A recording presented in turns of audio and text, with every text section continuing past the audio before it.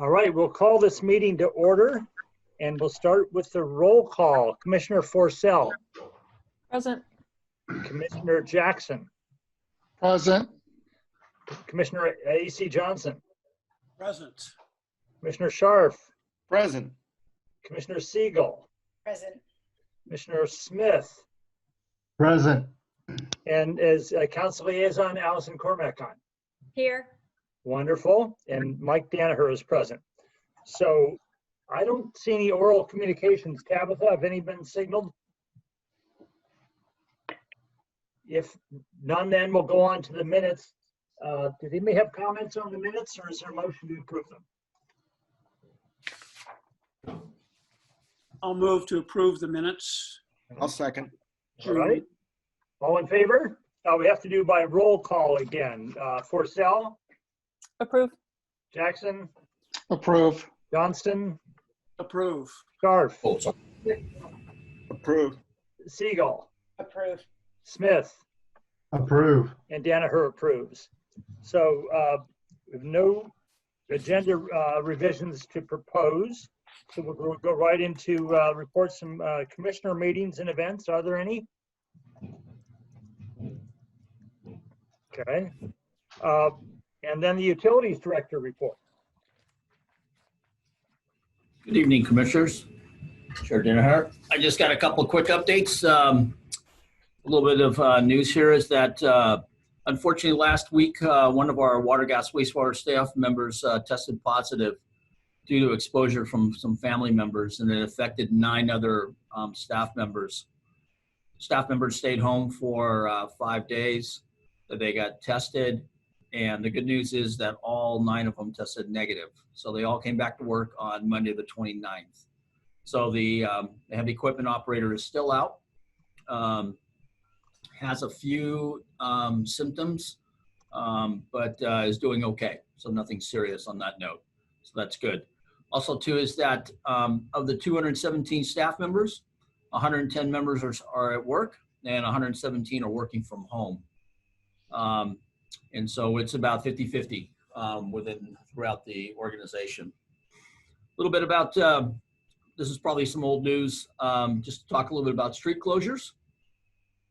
Starting this June 26th, University Avenue from Caliper to High Street was closed through traffic to support street dining and retail experiences. The closures will start slowly this weekend, which was this past weekend, to Sunday. And then University is going to reopen up on the June 28th from 10 p.m. to support traffic patterns. And then the closures are from Hamilton Avenue. And then on June 29th, for Black Math, there's art that is being done on the street. So there is artists that came and decorated the street portion of it. It looks really super cool. So if you have a chance, if you're in the area, take a look at in front of City Hall. Also too is that beginning on July the 3rd, University Avenue will be closed again, running from 10 a.m. to 10 p.m. every day through August the 2nd. And Cal Ave, Summer Street closure continues through the July the 5th. Staff's still working to gain some business feedback this week to potentially expanding that into the summer portion of it. But Cal Ave is been closed. Also too, since wanted to give just a quick update on My CPAU. Since the rollout of the new online utility account management services called My CPAU, the improved customer websites replaced the existing online utilities, as everybody's aware. Offers the fast, secure way to pay your bill online, set up automatic recurring payments. Customers are able to view monthly bills and learn more opportunities on how to lower their bills. We've got customer feedback that they've been excited about this new and upgraded to our online customer service portal. So we're getting good feedback from our customers. Everything's been working really well with it. It's been down a few times off and on, but we've been working with the vendor, and they've been really responsive for that. So that's been good. Also too, just a little bit more about the website. Starting this month through the middle of August, utility staff will be migrating content from the existing website onto the new platform. The final outcome will be a more robust website that will support the following citywide and utility goals: increasing informational sharing, communications, and community engagement, reflect the city's stand of the birthplace of Silicon Valley, and reinforcement of the city branding. It also will ensure that mobile capacity and ADA compliance. It acts as a springboard for the public to use other e-services offered by the city, and then expanding to our digital communications, including social media. It also will give the ability to evolve technology landscaping. Of the approximately 3,780 pages that is our website, the utilities has 445 of those pages that needs to be upgraded, or we need to go through and delete some old content. It's established to go live around the first of the year. So there'll be some new website that'll be pretty exciting for the whole entire city as well as utilities. And with that, I'll conclude my report. All right, thank you. Very succinct. Any commissioner comments? Lauren? Thank you. I had one question, Dean, when you talked about social media, what that meant, and whether if there's something like an outage and a customer wants to find out information, how will that work? So, that's also going to be tied to our outage management system. So right now, we're kind of limited the way that we can actually push that outage message out. We actually do that kind of an old way of dealing with it. We actually push it out to social media as much as we can, but it's all done by one or two people that would have to take that call.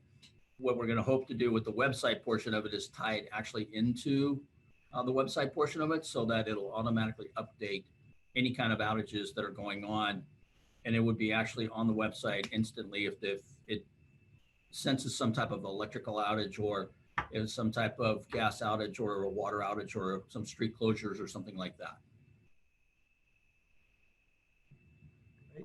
More questions, Lauren? Does that take care of it? Lisa, you're off mute. Yeah. Did you have? Yeah, I had a quick question. So it's not, if I understood correctly, the city is redoing all of the city's web pages. Are they going to move to a .gov domain name as well as part of this?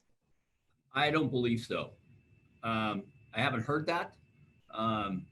And I don't have any information on that, but I can definitely find out if we'll go Just to curious. a .gov. Thank Don't you. know. All right. Any other questions? Comments? Commissioner comments? Okay. Then we have no unfinished business. And the first agenda item is election of officers.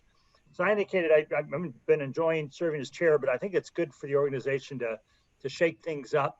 And I've talked with a number of you, and I'd like to nominate Lisa as chair and Lauren as vice chair, Lauren Siegel.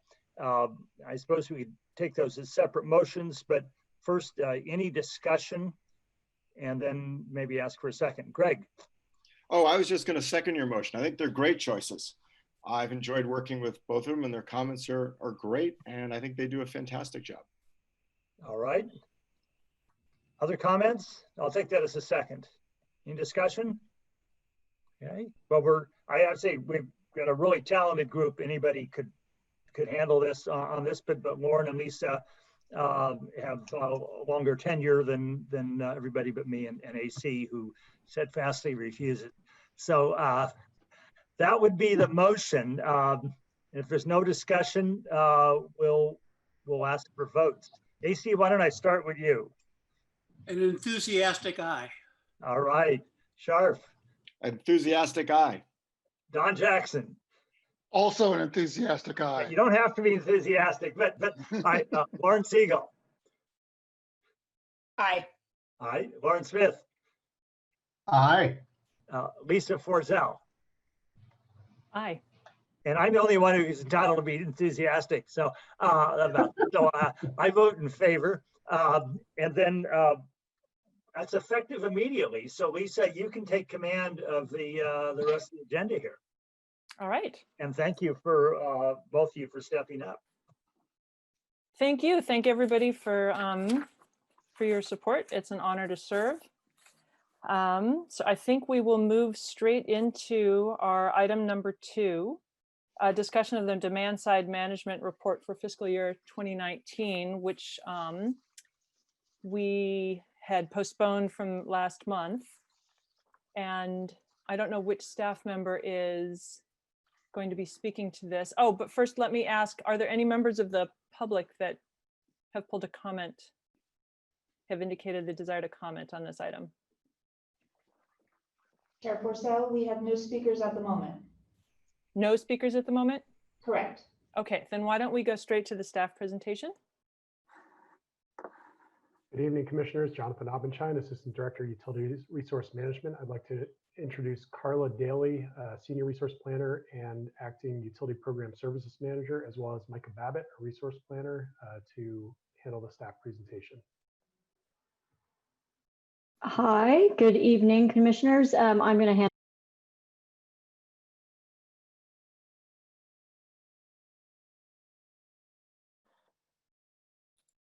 Good evening, everyone. Staff presentation, I guess I'm a little bit confused by that to start off. I thought that this was just an open discussion point. There isn't a presentation prepared. I'm sorry, and I'll take responsibility for that. Micah Babbitt and Carla Daly are available to answer questions. Just by way of background, the demand side management report is something that we deliver every year, and it's intended to summarize the cost of all the programs that we deliver, as well as their cost effectiveness and their general effectiveness as well. So with that, I'll leave it for discussion. Okay, that's fine. Sorry, Mike, I didn't mean to put you on the spot. There are usually, even for discussion items, staff will have a couple slides, but it's not a problem at all. So let's see, I am scanning my Zoom screen to try to figure out which commissioner might want to speak. Lauren Smith, did I see you raise your hand? Yes, you did, Chair. Go ahead. Thank you. And first of all, thank you for the demand side management report. I appreciate it. It's very thorough. The one question that I have is actually with respect to your discussion, Section 4, Sustainable Energy Programs. Has there been, and I'm fairly new to this role, but has there been any discussion in the past, and this is also a question for my fellow commissioners, about the possible reinstatement of a PV rebate fund? It was exhausted per this report. It has been exhausted 2014 and 2016. Is there any notion or discussion about possibly creating a new fund?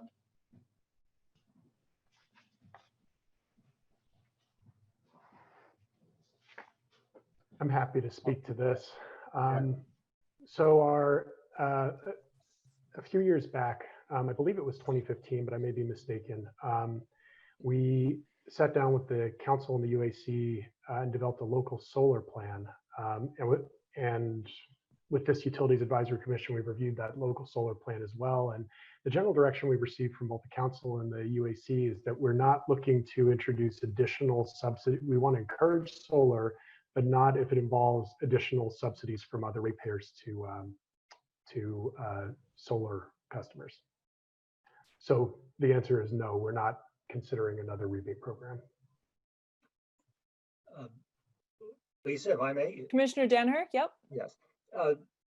Lauren, to address your question, we get, the solar power with transmission costs at 7 cents a kilowatt hour and perhaps declining.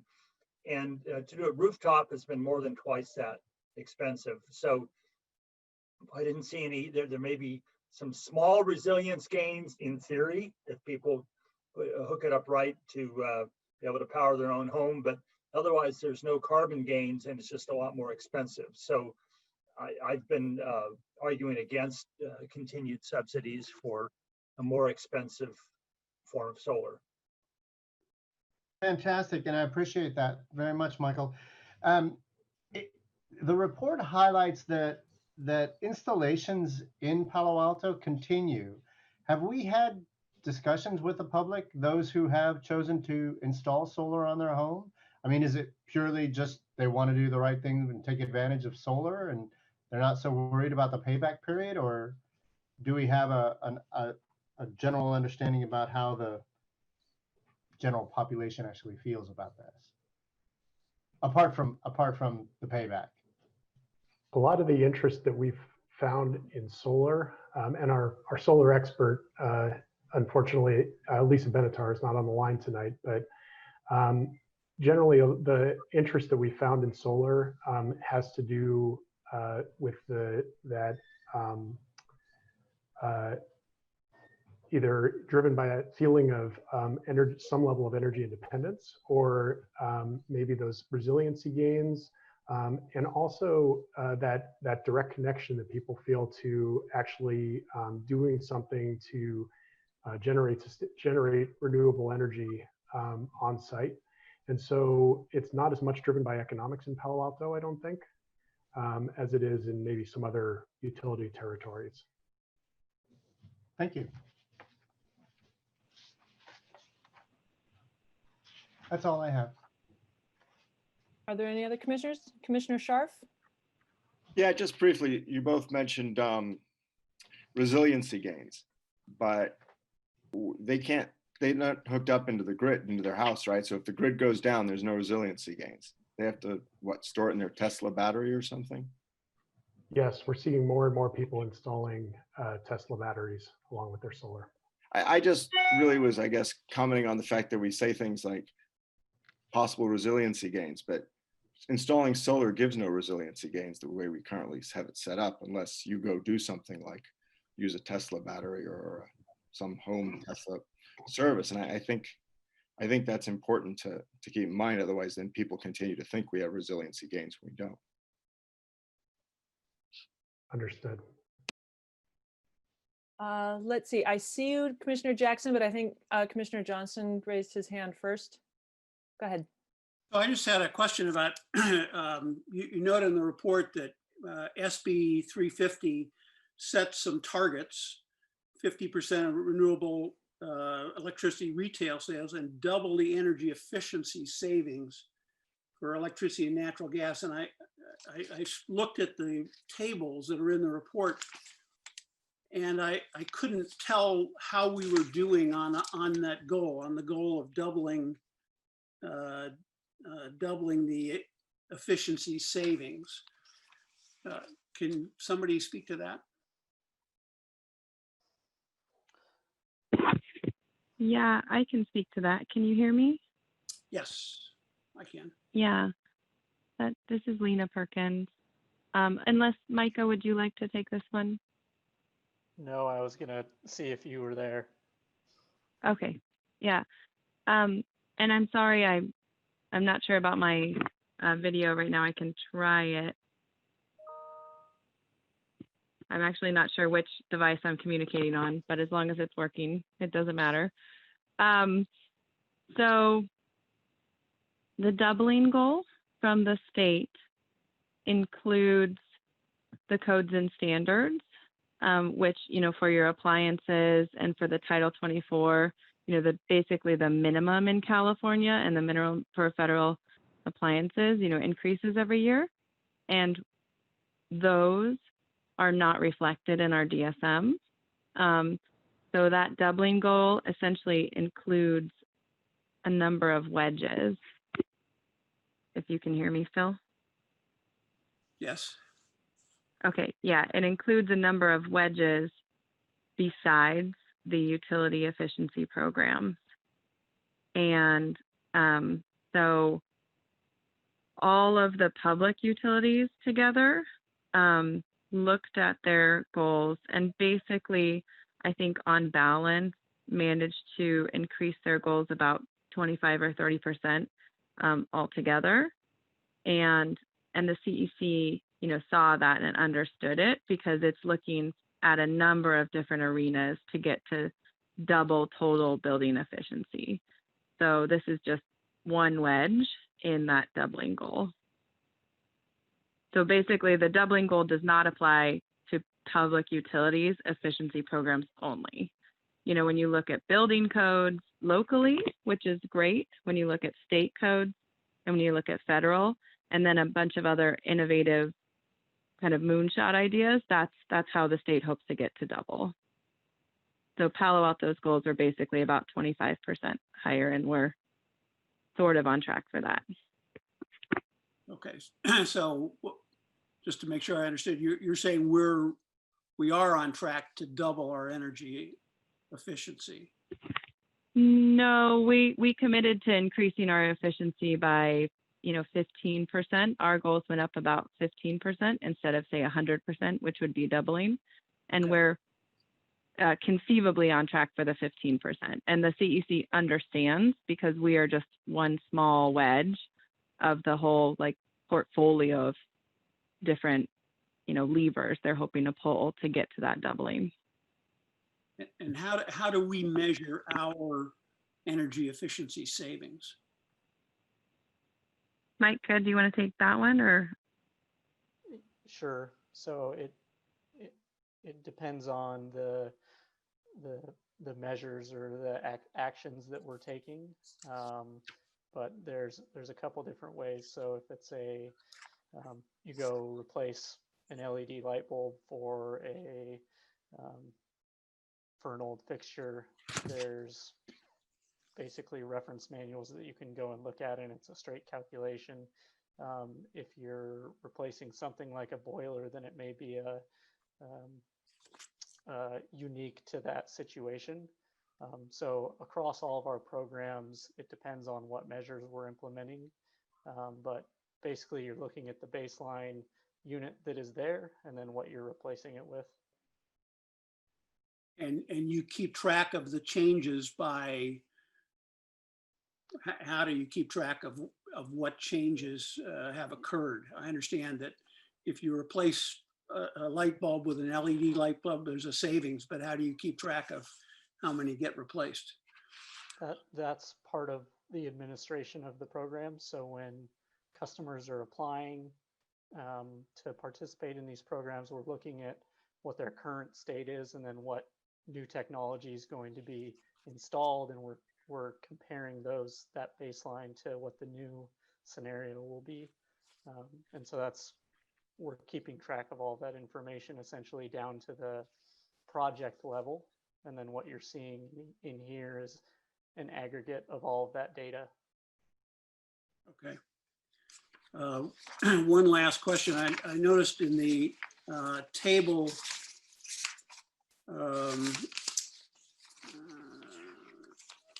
the water efficiency programs, there seemed to be a very large fluctuation year to year between whether we meet our goal or I mean, in some years we fall short of the goal, and some years we quite substantially exceed the goal. And I wondered why the fluctuations in that particular area. Does it have to do with wet years and dry years? That's certainly part of it. One of the big changes this year was that we started capturing water savings associated with our green building. Okay, I think ordinance. we've lost your audio. Sorry, I was saying that the wet and dry years is certainly part of the fluctuation in changing water savings. Another thing that impacted our savings in fiscal year 19 was that we were able to start tracking the water savings associated with our green building ordinance. And so that led to a considerable amount of water savings. And that was really just us investing the time and resources to track down what those savings actually were. Looks like you may have frozen or I may have frozen. Can you all still hear me? I can hear you. Yes, I think we can hear you. Does that answer your question, Commissioner Johnston? I wonder if maybe Commissioner Johnston has frozen.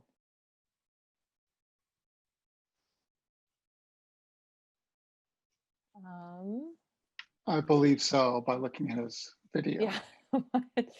Oh, okay. Looks like he popped off. I expect he will pop on again shortly. All right, let's give him just a moment.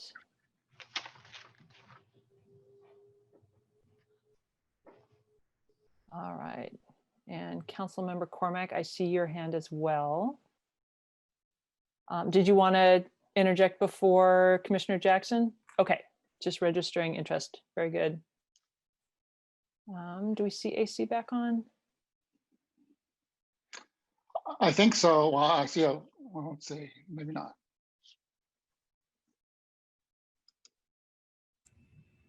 I don't All believe right. so. Well, maybe we'll proceed to Commissioner Jackson, and then we'll check back in with Commissioner Johnston and see if he heard what you said, Micah, and if he has any further questions. Go ahead, Commissioner Jackson. So most of my questions I asked on the email alias before, and I got great answers. So thank you very much for that. And it sort of pretty much answered all that, so I don't have to drag everyone through all of that at this point. I did want to comment in response to Commissioner Scharf's comments about solar and resiliency. I have embarked on a personal electrification resiliency project. It's too soon to provide any conclusions. It's far from being finished. I will just say that when one decides they want to add storage to their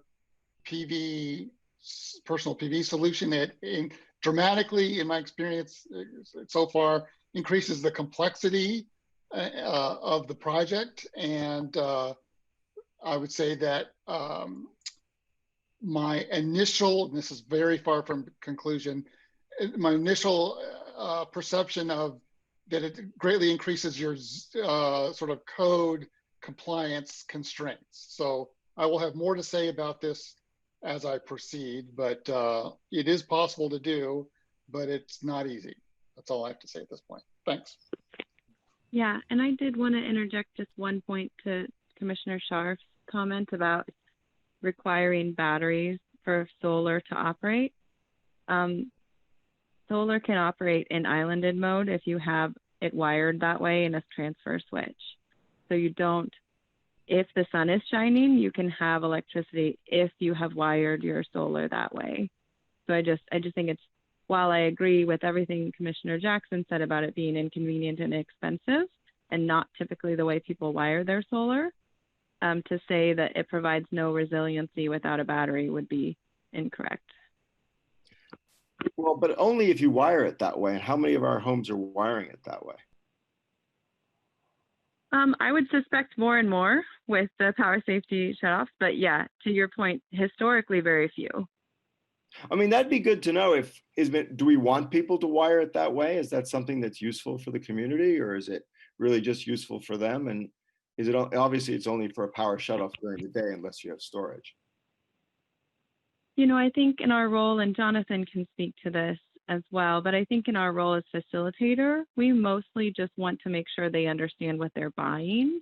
And so I think many people think they're buying resiliency when they just, you know, have it wired such that it will not operate in an islanded mode and it will not operate unless there's power on the grid. So I think maybe just an educational role, so that, and then those who really value the resiliency and are willing to pay for it get what they want as well. So, and I think that we do a number of programs to try to ease the solar installation process. It's just that we, haven't continued to rebate programs. Yeah. I could just jump right back in real quick. I just say that I think that it would be, there is a good educational, I agree with Dr. Perkins, that there's an opportunity here for education, just to explain to people that, there's sort of model one, which is you just put, grid tied PV panels on your house. Then there's, PV with a transfer switch, and then there's PV with storage with a transfer switch. And there's three different models at three different cost and complexity and cost benefit trade-offs. Just jumping onto this topic briefly, the utility does do solar workshops and educational outreach. Do those workshops cover this to help people understand, to your point, understand what they're buying? I think this is maybe missing piece of information. We talk a little bit about storage and we talk about solar in our educational materials, but I think this is a good discussion, and I think Lena and I will take this back and we'll talk to the solar team and see about if that's something we could add to our educational materials. Great. So Commissioner Johnson, welcome back. Did Sorry. you, yeah, we don't, Internet problem here. so we're not quite sure when you dropped out. Did you get your questions answered, and did you have further questions? Yes, I got my questions answered. No further questions. Okay. Thank you. And how about you, Commissioner Jackson? You're good? Okay. All right, Commissioner Siegel, I see you. Do we conventionally have the council member liaison go last? Yes. Okay, so then we'll go to Commissioner Siegel. Thank you. I just had a question on the electric efficiency piece of it, where I see that the vast majority is from non-residential customers, which makes sense to me since they're the vast users of our electricity. But my question is, so much of the savings came from new construction and from, I guess, a switching of lighting. And are those savings that we anticipate to continue in the future, or we sort of got the benefit and now we have to find another way to find savings for non-residential customers? Yeah, thanks for the question. So the business new construction program has ended. It actually ended a couple of years ago, but the project didn't fully close out. So we weren't able to claim savings until this last fiscal year. And then the second question related to lighting switches. There's still a fair amount of lighting out there in the market that could bring more efficiency savings. But that said, the technology's been around longer, so there's less than there used to be.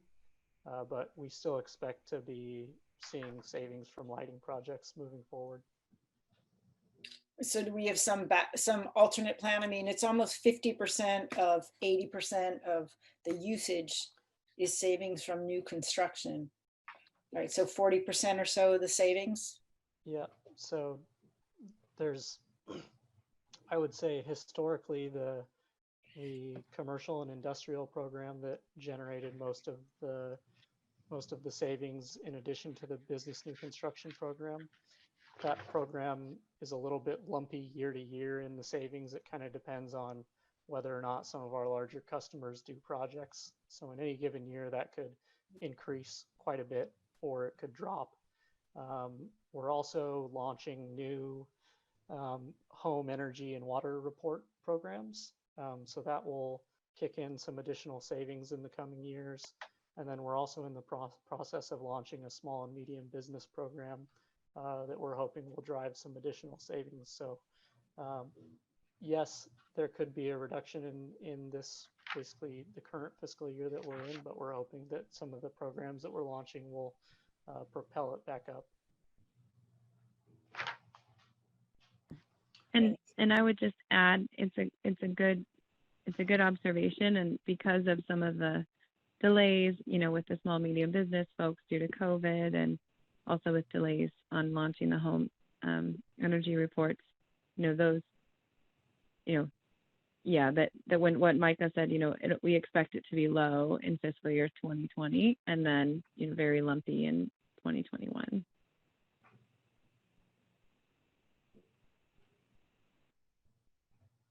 Commissioner Smith, did you have additional questions or comments? Yeah, first of all, thank everybody, fellow commissioners, for this discussion on solar, because I don't think I am done. When I look at page 24 and page 25 of the report, I'm referring specifically to Appendix B, Table B1 and Table B2. And I look at the savings generated, electric savings in kilowatt hours per year from new construction. I see 4.2 million kilowatt hours per year. But then I flip the page and I see photovoltaics, commercial with clean, at 3.35 million. That's substantial. Now, cost aside, and granted, I do appreciate that there's a payback associated. When I go one level above that and I look at photovoltaics on a residential, 64 units, so basically 64 single family homes across 25,000 single family homes. 64 are generating 600,000 kilowatt hours per year, if I'm reading this correct, which competes very, very well with some of the programs that are highlighted in B1. So I guess my request would be, can we or can staff take a look at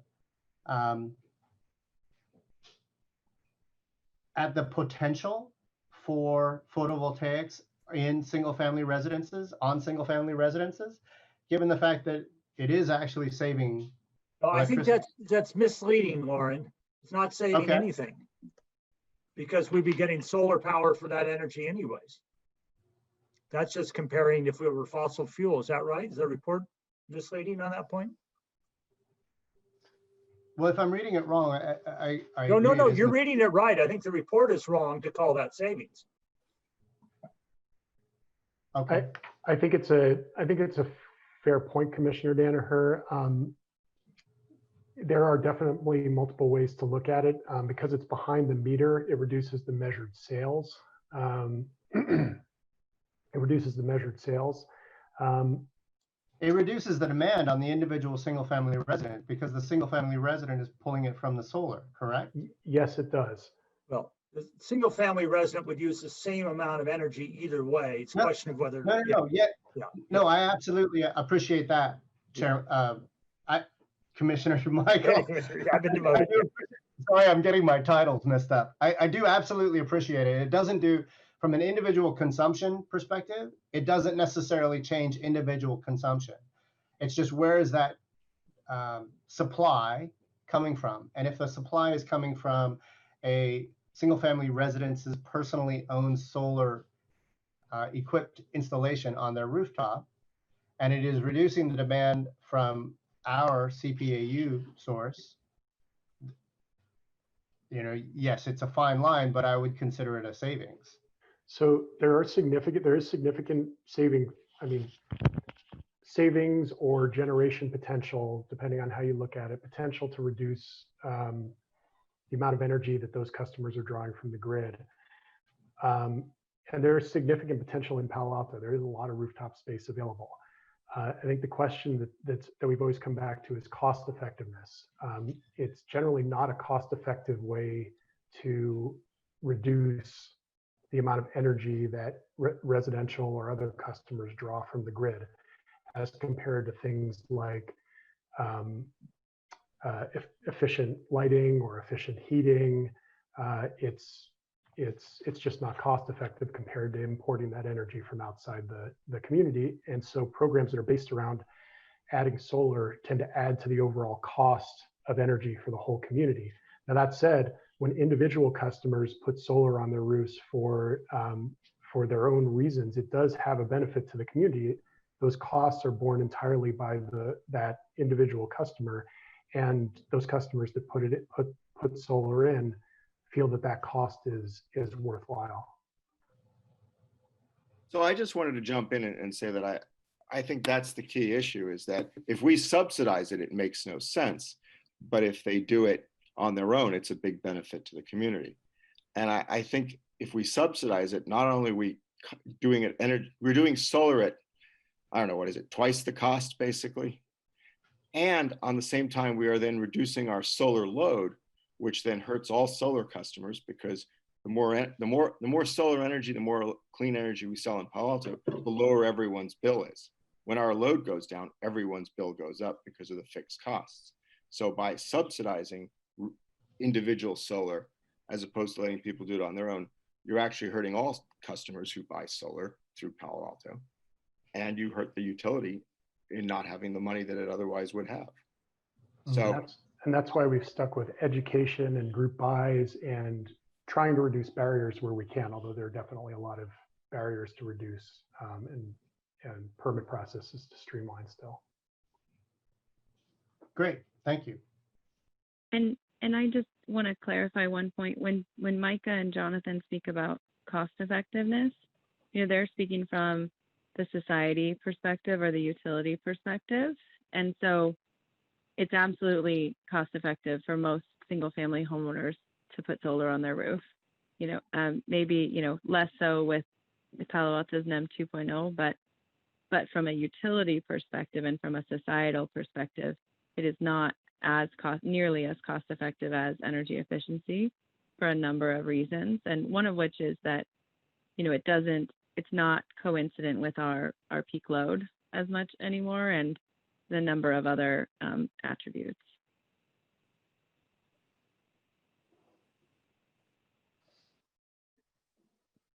Commissioner Smith, that concludes your comments and questions? Yeah, no, I think it's fabulous discussion. All right. Let's see. I have just a couple of questions before hearing from Councilmember Cormack. I guess I was just curious. On the water side, the green building ordinance was the major driver of efficiency savings, and on electric efficiency, non-residential new construction seemed to be the major driver. And I was just curious if staff could speak to what is it in the green building ordinance that saves so much water? And what is it in the non-residential new construction codes that is so effective? Lena, I think you're probably more familiar with this.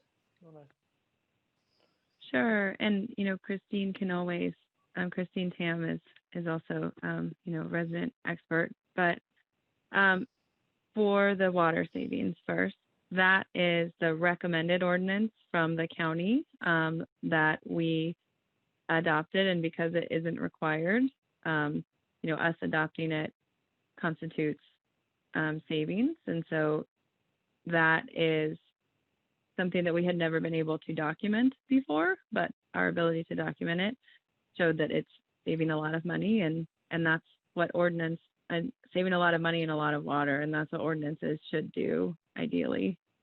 So that will. I think my question is more pedestrian than that. Is it low flow shower heads? Oh, it's landscape. Irrigation. It's landscape. Go ahead, Christine. Okay. Yeah, it's landscaping, I think. But go ahead, Christine. Okay. Yeah, it's primarily for the green building ordinance only applies to new construction projects. So on the non-residential side, it primarily the water savings comes from landscape requirements, and also even within the building, there's a lot more stringent water efficiency requirements for new construction projects, such as low flow toilets, low flow faucets, and even just the distribution, the water distribution piping has to be a lot more efficient so that there are less 90-degree angles. If you imagine that, actually, I take that back. That's only for the gas savings for hot water distribution. So, but there's definitely the low flow faucets and the low flow toilets. That's have water savings. Is there a rule of thumb for how much less water a new building that is constructed according to this ordinance, how much water it saves compared to a comparable but older building that was constructed before? I actually don't have the numbers off the top of my head, but I can try to get back to you on this question. I was just curious if it was, 80% or 50% or 5%, as a comparison. Thank you for that. And I assume it's something similar about non-residential new construction on the electric side? Yes. It's being able to claim efficiency savings. Yeah, so California has very stringent building energy standards. And for Palo Alto, the city has adopted Energy Reach Code, which requires additional energy savings beyond the state energy efficiency requirements. So we're able to claim the additional energy savings that the city mandates beyond the state building. And what are some of the measures that are in that ordinance that are more stringent? It's actually more of a performance-based type of a standard. So rather than specifying just the measure, we require that all new non-residential construction projects be 12% or 10% higher than the state building efficiency standards. Okay. So it's up to the architect or the engineer, the building engineer, to design the building to meet that additional 10-12% efficiency requirements. Gotcha. So the answer to my follow-up question is built into the definition of how it's described. Okay, so then I only have one more question. So I guess we're restarting home energy reports, and I'm just curious what will be in the home energy reports and how is it different from the ones that were discontinued? Because I believe they were discontinued because there was some pushback from the community, although you can set me straight if that's not the case.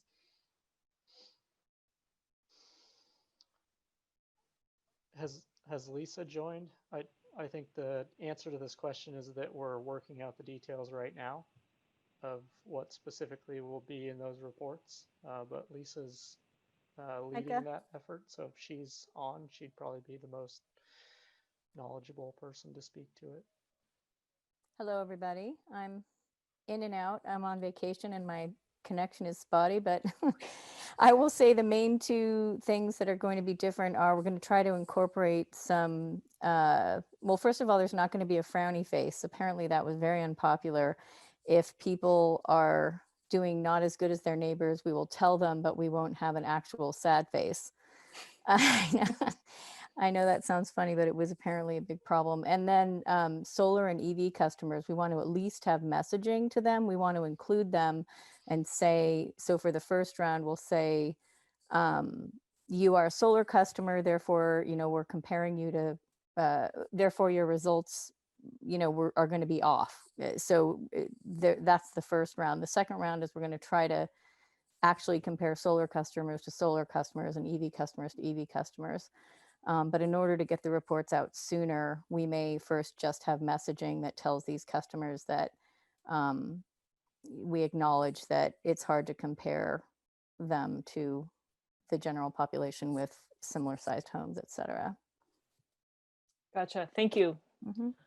All right, Councilmember Cormack, you've been waiting patiently. I have a lot of experience of waiting patiently on Zoom meetings, no problem.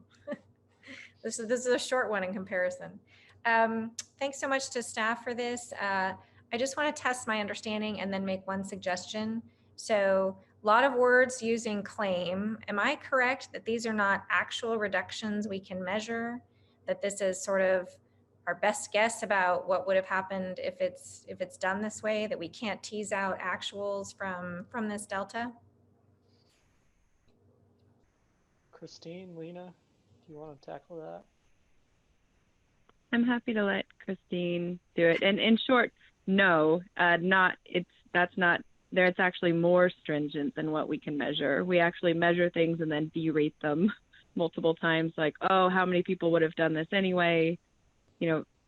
Various things. So it's actually much more stringent than is measured, and given codes, and if it had broken next year, what would they have done? But it's a good point.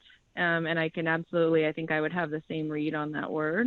So I think we should make this clearer to understand. So the claimed part of savings is because investor-owned utilities used to actually have their shareholder dividends benchmarked to how much savings were validated and therefore, directly attributable to their programs.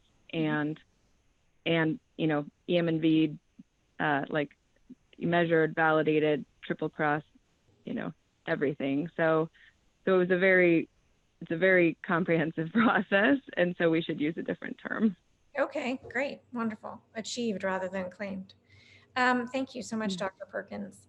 And then my only other thought is, just stepping back from this and up a bit, during this unusual time in the world, I wonder if this would be a time to, get a little information into the date that it's now twice weekly the email that goes out twice a week with suggestions on how people activities for shelter in place. To the extent there's something in here that a high school student might want to do over the summer, or someone who lives here who's spending way more time in their house than usual, I feel like this might be a moment when we could provide them some information about their own energy use or water use. So it's just a thought. I know the utilities does a lot of communications and the city itself does, but if we could connect those at this point in time, I think there's an opportunity for people to reduce their demand. Great, thank you for that comment.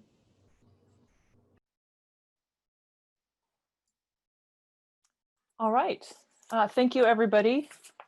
If there are no further discussions, thank you, Micah and staff, for preparing that.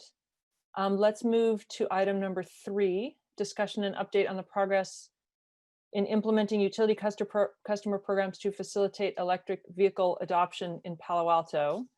And let me actually first ask if there are any members of the public that would like to speak.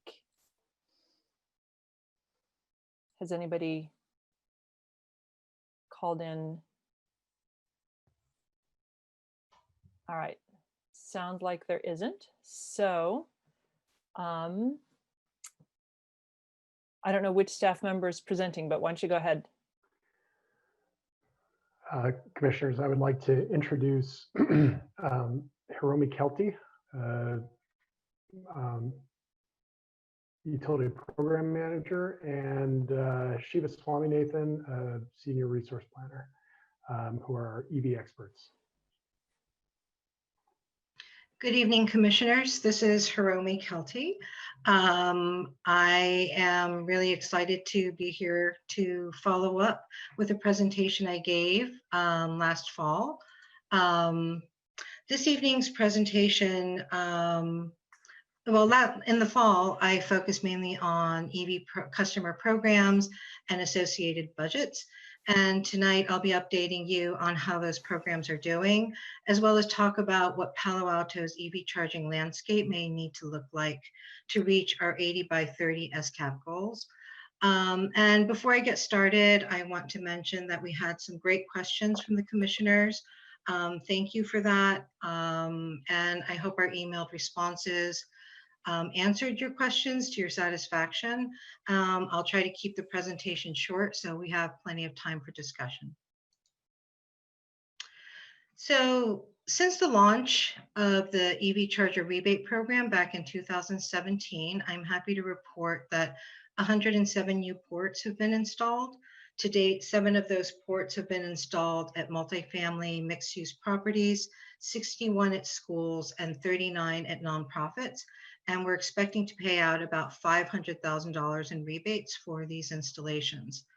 The participation has been spurred by the fact that we increased our rebate levels last summer, and also our technical assistance program, which we are calling TAP, which launched last fall.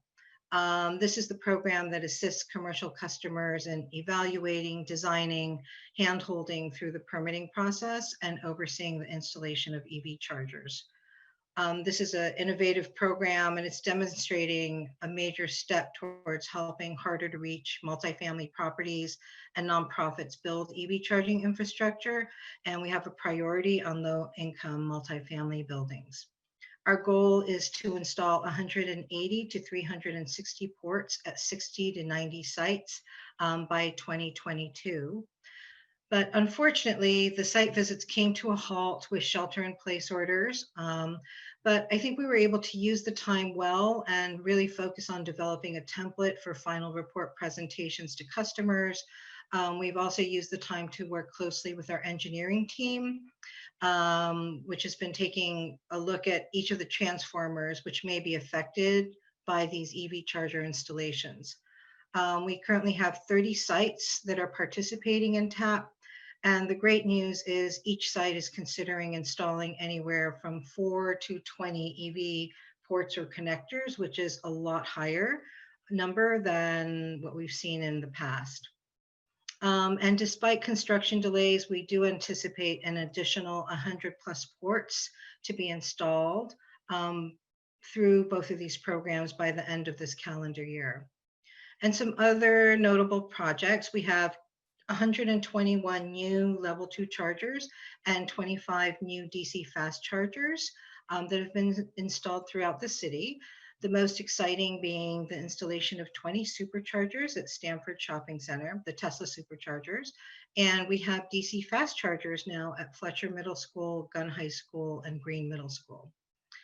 Unfortunately, community outreach and events have been halted for the time being. We've always had 2 workshops and 2 ride-in drives a year. We're looking into opportunities for offering virtual classes, which we hope to launch within the next 6 months. Cali VIP, the California Electric Vehicle Incentive Project, will be launching this fall. This is a grant where CPAU was awarded $1 million to install DC fast chargers. We're hoping that this will translate to about 10 DC fast chargers at key neighborhood locations. We have also contributed $1 million in matching funds, which will translate into roughly 200 workplace and multifamily chargers, which will be installed over the next 2 years. And based on other Cali VIP projects around the state, we're expecting the $2 million to be fully reserved once the funds become available. This is a pie chart, which I think will be familiar to many of you. This shows a portfolio of our EV programs funded through LCFS, the Low Carbon Fuel Standard credits. Today, I just want to focus on the blue and yellow sections, which adds up to $6.1 million.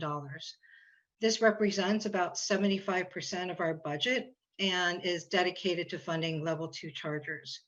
We expect this to lead to the installation of about 600 chargers in 2 years, which comes to about $10,000 a port. And I'm pointing this out because this is minuscule compared to what we think we'll need to support our 80 by 30 goals. So the question is, how many chargers do we need? Like I just said, with our current programs, we're on track to install about 600 ports at $6 million. Our current EV penetration is 7%, which is on this left column. And public level 2 charging refers to publicly accessible chargers at shopping centers, curbsides, hotels, and public garages. The column on the right is a very rough estimate of the number of ports our city may need to meet 80% EV adoption goals by 2030. These numbers are based on projections from a tool developed by NREL, the National Renewable Energy Lab, and the California Energy Commission. And overall, the numbers look like they might be in the right ballpark, but it just gives us an idea. The main goal with this table is to illustrate the order of magnitude and the potential number of chargers we may need to have by 2030. So we're currently at 600, and that needs to get up to about 10,000. So that's about a 16-fold increase. With our current programs and businesses planned, we will hopefully double EV charger installations over the next 3 years, just with our incentive programs. We think our incentives will cover about 200 new ports a year, which would still only help us reach a fraction of what we suspect will be needed. This means we could potentially fund about half of what our community may need, and we're hoping the private sector will also step up and install infrastructure, especially at the workplace. To meet 80 by 30 goals, Palo Alto's needs are a lot higher than what the state is currently recommending. And when it comes to EV programs, we do have a great array of programs, and many cities look to us to see what we're doing. But in all honesty, we would have to dramatically scale up if we want to support 80 by 30. And I do want to point out that this table does not show any single family home chargers. There are a number of reasons for this, one of which is the fact that many people do not get permits when they're installing chargers, so it's hard to track, and that number is changing every day. The numbers on this table are also assuming today's charging patterns. And as we all know, all the manufacturers are working on long-range vehicles. So charging patterns, could dramatically change over the next 10 years. There are also other unknowns. Some people will say with COVID, car ownership will go up. Other people say car ownership could go down because of fluctuating income levels. The good news is we are working on an EV charging network needs analysis thanks to our Stanford Summer Fellow. The photograph here is of our fellow, Mo Sidwatana. She's joined us to conduct an EV charger inventory and forecasting study to quantify the public and private EV charger network needed within our community to support 80% EV penetration. She'll be coordinating with NREL, the CEC, and Santa Clara County, and we really look forward to seeing what her findings will be. Councilmember Cormack asked this question a couple months ago. What needs to happen to reach 80 by 30? And I will say that it was a lot to think through. As a result, we updated our EV SIPs from 4,500 EVs currently registered in Palo Alto to 42,000. That would be 80% of all vehicles. We've also asked the question of, as policymakers, what can we do? And last week, Christine Luong presented a spectrum of tools on what we could be doing. Higher incentive levels, we do that already. We have some of the highest incentives for rebates for EV chargers for multifamily properties in the state.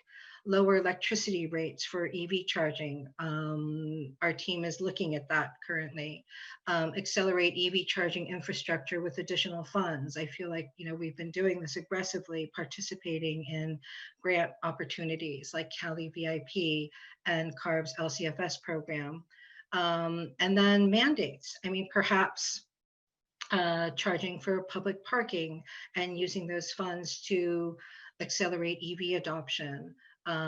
Another would be, the extreme would be to ban fossil fuel vehicles or some kind of a carbon tax. People have said, these are kind of crazy things that you're talking about. But I do want to point out that last week, CARB passed the country's first zero emission electric truck goals. The new rule specifies that by 2035, zero emission trucks need to account for 55% of medium duty sales, including pickups. Now that is crazy because there are no mass produced electric pickup trucks on the road yet. And also it specifies that 75% of heavy duty vehicles need to be zero emission. Lyft also announced that 100% of their vehicles will be electric by 2030. One of our council members also said that Palo Alto as an EV city. There's no doubt that we have our work cut out for us, but I was inspired by that. Why not? We have the highest adoption rates of EVs anywhere in the country. We're also the home of Tesla Motors. And I want to wrap this up by saying, I'll put on my resident hat really quickly. I have a podcast that I really like called The Energy Gang. I don't know if you've heard it. It's awesome. It talks about everything that's happening in our industry, as well as the winners and losers in the utility industry. And I personally think it would be super cool if over the next few years, we could be mentioned on the show as the little city that is tackling carbon emissions aggressively with innovative programs that are helping people to make the switch to clean modes of transportation. Thank you. Thank you, Hiromi Kelty, for that great presentation. Let's see, it's harder for me to see faces with the presentation on the screen. Oh, so, I'll stop sharing the screen. we might need it. I was just gonna ask the commissioners to use the hand up feature in Zoom because I can see that. Commissioner Johnston. One thought I had, have we ever looked at having some kind of a congestion charge that would be waived for electric EVs, so that as a way of kind of incentivizing not only residents but commuters to use EVs rather than fossil fuel cars. I mean, obviously cities like New York and London have used congestion charges. I don't know what the infrastructure, how difficult the infrastructure is to make sure that people are, we're capturing the people who should be captured in that. But I just wonder if that's something we shouldn't look into. If it's okay, can I stop sharing? Because I'd like to see people's faces, and I'm just looking at my presentation as I Go talk for it. to the camera. And if you Go want for me it. to pull up one of the slides, I'd be happy to do that. Yes, we have discussed it, and we've looked at some of the programs in other countries, in other cities. But at this point, these are all just ideas, and we're getting feedback from all of you and City Council on what direction this needs to go. It just seems to me that that's a less extreme version of a fee on fossil vehicles, and it seems to me to be worth looking at.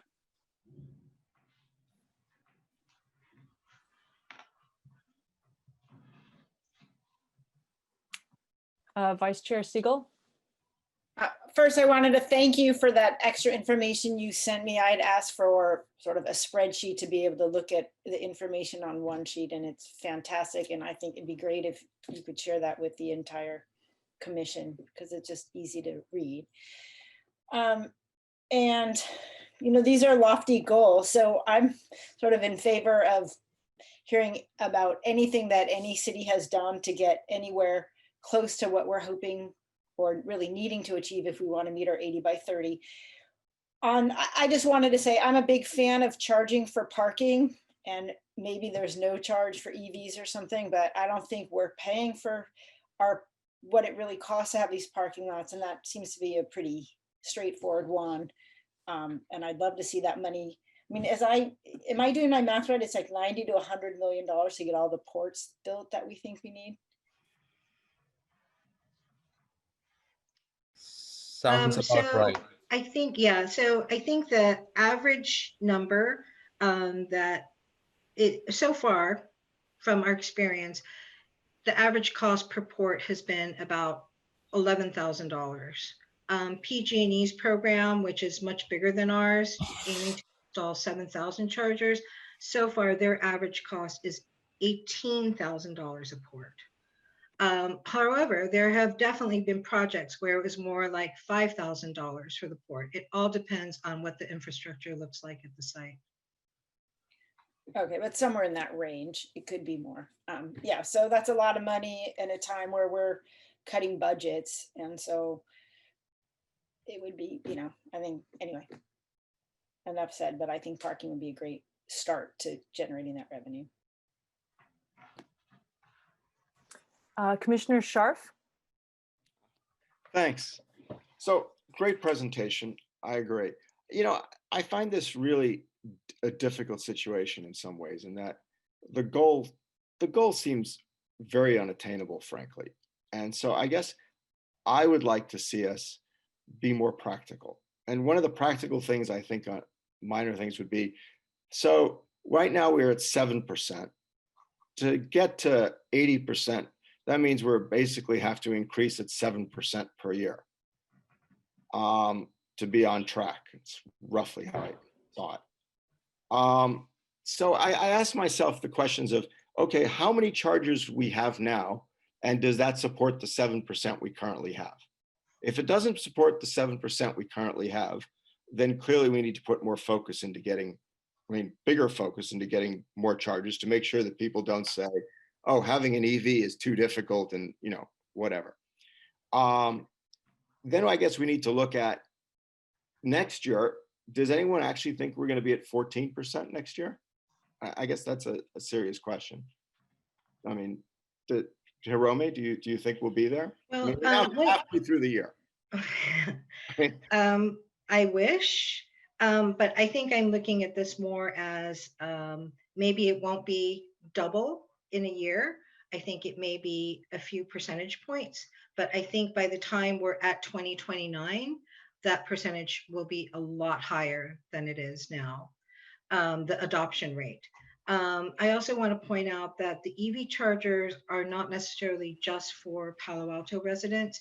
It's for our inbound traffic, which accounts for 50% of our road transportation. Oh, right. No, I totally get that. It's our inbound and it reduces pollution. I'm totally in favor. I guess I just wanted us to think about it a little differently. Yeah. I wanted us to focus on the scaling up of the EV chargers as it's needed and be ahead of the curve. I mean, clearly, I mean, I wouldn't want us to be behind the curve. So that's why I said, I don't know how many EV chargers we currently need to support the 7%. Are we behind the ability to support people who want to buy cars now, or are we not? I think that's a fundamental question. And to stay ahead of the curve, how many chargers do we have to build on an annual basis? And I actually agree with what you said, which is I perceive we'll probably go up a couple of percentages and then it'll start to ramp up. And I actually think no matter what we do in Palo Alto, it's going to move the needle somewhat, but it's not going to move it to 80%. What's going to move it to 80% is the kind of actions that CARB took, or if the state starts taking actions to make it much more incentivized to get electric vehicles. And then the other thing I think I want us all to think about is, owning a car is a big sunk cost. And the lower you are in terms of, your family income and that, the harder it is to switch out to a new car, be an electric car or any car. And so by doing a lot of these things, we make poor people's lives miserable. And I want people to keep the equality part of this in their mind, as well as the environmental benefits. I mean, if we're basically saying that, poor people can't come to Palo Alto and park, because we're going to make it impossible because they don't have an EV, I think that's something that I'm not comfortable with. So I do want us to keep all of the different pieces in mind while moving us forward to the electric future. On the other hand, in the back of my head, to be perfectly frank, I'm afraid that by having an 80% goal, that the goal is so high that it makes us do things that seem, maybe crazy is the wrong word, but seem extreme. I mean, when we're talking about banning gas-powered cars in Palo Alto, I don't think that's ever going to happen without state action. That seems like the kind of thing that the state of California needs to do, that says by 2030, we're not going to have gas-powered cars. And then manufacturers will respond, people will start phasing it out. I don't quite see how we can be an island of 65,000 people and ban gas electric cars. I mean, people are going to drive them into our city anyway. So I wonder if by having the 80% goal, which seems unattainable and unrealistic without state action. I mean, if the state steps in, I think we could get there. But if Palo Alto doing it alone, I don't see it. And I'm just worried that it's driving staff to spend time on things that don't make a lot of sense because there isn't an answer. The real answer is, without state action, we will not attain 80% by 2030. Palo Alto can't do that alone. And so maybe it's a lobbying effort, maybe it's other things like that that get where we want to be as a state or a country. But I don't think Palo Alto can achieve that by banning gas electric cars. And and the terms of the congestion management, I think we'd love to be able to have a congestion pricing in Palo Alto, and not just for EVs, but before COVID, if you remember what University Avenue looked like on its way in and on its way out, and congestion pricing would solve some of those kind of issues. But my recollection of being on council at the time was that we didn't have the authority to implement congestion pricing. Now, maybe thoughts have changed on that, but that was the thinking at the time. So I just really am wondering whether or not we should look for more realistic goals and more ways to move that without saying to ourselves, how are we actually going to get there by 2030? Because I actually think it's impossible. And I think it'll force staff to spend time on things that I think will not bear fruit. Whereas I think if we take a more incremental and practical approach to solving this problem, I think we'll have much better results. Thanks for that speech. Sorry about that.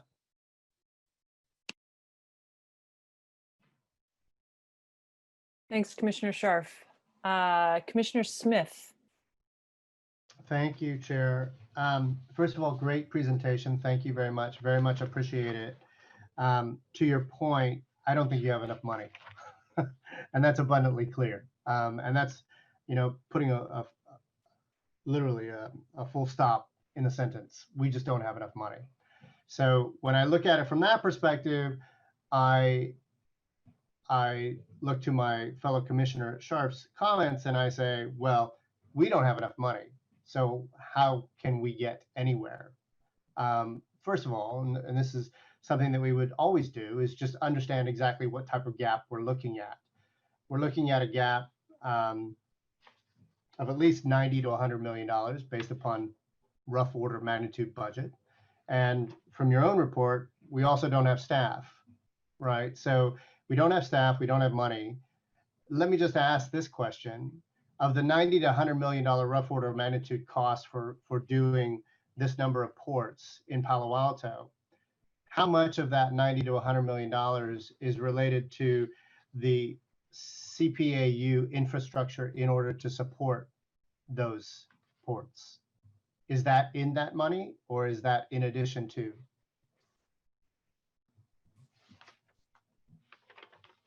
I believe none of it is related to the CPAU staffing. Shiva or Hiromi can correct me.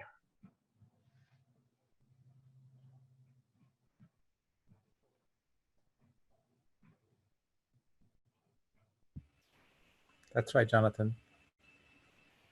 So has it, well, do we have a rough order of magnitude, minding the gap again? Do we have a rough order of magnitude with respect to the amount of CPAU assets, CPAU infrastructure necessary in order to build out a network this size? These are the types of questions we're trying to work through this summer. We have, with the AECOM consultant, we have a couple of Stanford fellows who are helping with these analyses, plus internal staff time. But I can tell you that if I was just talking this over with our engineering and operations team just last week, and getting the 30 chargers that we have, or the 30 sites that we have in our technical assistance program already, just getting those all permits for all of those sites processed would take about a quarter to a half of an FTE of engineering time, plus some level of field staff time that we're not necessarily sure about yet. That's over a couple of years. So it's manageable. But if you want to scale that up to the levels that we're looking at in that presentation, you're talking about hiring a half dozen, 5 to 10 new engineers just to start processing these applications, depending on how quickly you want to get them done. So the staffing capacity is a real issue. Sure. And thank you, Jonathan. That kind of leads me into my next series of questions. With respect to the table in the back of this report, Section 4 highlights, Section 4.2 in particular, lower the barriers for permitting. And there's a related one, lower the barriers to upgrade utility service 1.5. Are these related primarily to staffing? Are we confident that our program applications, that the timeline, the flow charts, the work breakdown structures, that they are sufficient and they're fairly easy? There's no real, if you will, barriers to entry from that perspective. Our barrier is the fact that we simply do not have the people to get this done. Is that a fair statement? So I may ask you to repeat the question, but I think it's about whether we have the right efficient processes in place to process these in the first place, and that ends up affecting the number of staff that you need. And I think the answer is there's a lot of work that we could do to improve our processes. Okay. I think when we look at programs and projects,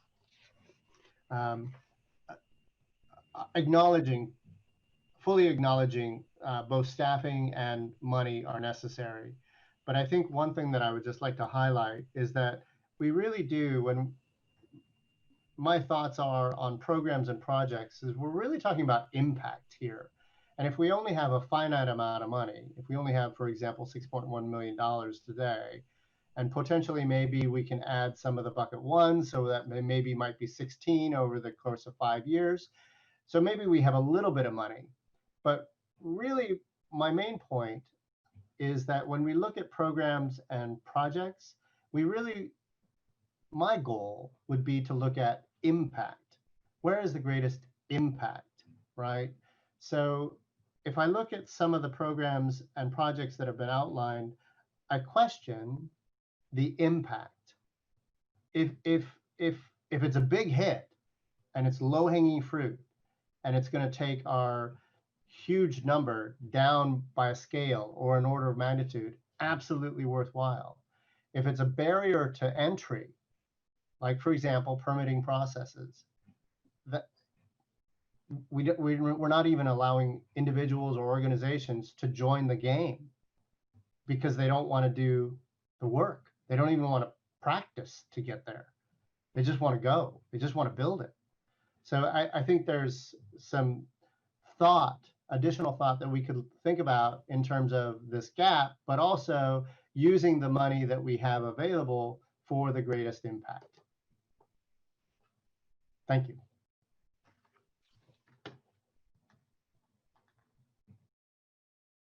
Commissioner Danaher? And then Commissioner Jackson, I see you can be next. Commissioner Danaher, you're still on mute. I think Don was ahead of me, so why didn't you let him go first? I saw his hand up before I say. All right then. Okay. Again, fantastic presentation. Thank you. I spent a lot of time asking questions, and they were extremely well answered by email. So we don't have to go through all that point by point basis. I do have one thing I wanted to clarify. So one of the things I've been harping on for a long time is this lower electrical rates for EV charging, which to me is related to the overall, an all electric rate. We had some back and forth in the emails about that, which is very helpful. There was one final comment that was made in the response to me, which was that longer term, we expect such a rate will be unnecessary as the city is likely to move toward time of use rates when AMI is implemented. So I read that to mean is, gee, if we just wait long enough, we don't have to have an all electric rate because then we can just use time of use rates. But I don't think that has anything to do, I mean, time of use rates are interesting and maybe an effective tool and important, but I don't know that that addresses the issue that if we are incentivized, if we'd like to incentivize electrification for EV charging, for hot water heating, for HVAC, and for cooking, that people are going to be using more electricity, and electricity costs more than natural gas. And just when they do it, just charging less at certain times of the day is not much of an incentive there. So I'm concerned that the thinking that AMI and time of use is really a substitute for an all electric rate or a lower EV charging rate. I don't think it is. So any reaction to that? I can speak to that. The main issue, so first thing I want to emphasize is that all of our, because of Proposition 26 passed by the voters of California back in 2010, all of our rates need to be cost-based. And so we're not allowed to create incentive rates for electric vehicles we're not allowed to create incentive rates necessarily for electric vehicles. The big issue with the tiered rates that we keep coming back to is that a customer who adds an electric vehicle or adds a heat pump water heater gets pushed up into the second tier. And the reason for tiered rates historically has been to encourage people to use energy as efficiently as possible. When you're adding an electric vehicle, you are using energy very efficiently, you're just using more of it. And so the idea of having a higher first tier is to prevent us from penalizing people. And so we've been exploring how to put those sorts of rates in place. There are different design options, but again, Proposition 26 and choosing a design that is cost-based is one of the biggest challenges. And I'm happy to go into more depth with you on that one offline because it is a fairly esoteric topic. The reason time of use ends up relieving that issue is that you move away from tiered rates, and therefore you don't get people being pushed up into the second tier. At the end of the day, using electricity for vehicle charging is a lot cheaper than using gasoline. It's a different situation when you're dealing with heat pumps. In that case, the electricity does end up being more expensive than natural gas. That's helpful, thanks. Yeah, maybe I would welcome the opportunity to discuss this separately. That sounds great. Thank you, Commissioner Jackson. Is there anybody else who wants to chime in? Yes, Oh, of course, I'm sorry. that's right. Thank you. Thank you, Hiromi. I like understanding your categories, the multifamily, the workplace, and the public categories. We talked with Dean on Monday. I think it'd be nice if every quarter, we don't need a presentation, but if there was just in the stack of papers, something totaling how many chargers there were in each of those categories. So we can just see it moved along. And then I don't want to create work for staff, but yeah, I imagine you track usage of these. Is that part of the statistics you get? Mhm. Well, For our city public chargers, yes, we do track statistics. One of my original slides had it more as an anecdotal thing to show all of you what's happened since COVID, where the usage was, how it's dropped, how it's picking up, but nothing like the rate of Tesla superchargers that Elon keeps tweeting. So in Palo Alto, the recovery of the usage of our public chargers has been a lot slower. As for a quarterly update, we have prepared a template of sorts. It's still in draft form of a report that we would like to share with anybody who's interested. Once it gets polished, we'll be sharing it with the city manager, council members, and all of you and anyone else in the public that would like to see updates on numbers and utilization rates. okay, that would be very helpful. And just to add, I know you don't keep track of single family, but many of those don't need a charger for their EVs at home. They can use their plugs or their 220s. So you're right not to track that. Getting the utilization data over time would help decide how much of this is effective and whether we need more or we don't, to Greg's earlier point. I mean, one of the things that I'm hoping Mo can help us with this summer is, I mean, the world is changing so drastically right now.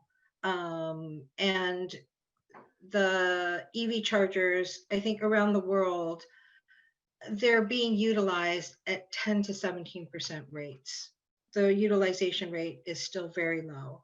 To Commissioner Sharp's points about, you know, how much are these actually going to be I'm not used? concerned about this year, but over the next 5 years, just Right. if we had an ongoing Right. practice of that. And to do the forecasting on this, and then also with more people teleworking, you know, how is this going to affect the numbers of what we need to be doing? All right, very good. On costs, we charge for the power that's sold through these, right? Do we have any model or estimate? Again, this is low utilization this year, but how much of that profit do we make from those over time, and how much does that offset the cost of installing chargers? Shiva, do you want to speak to that? Sure.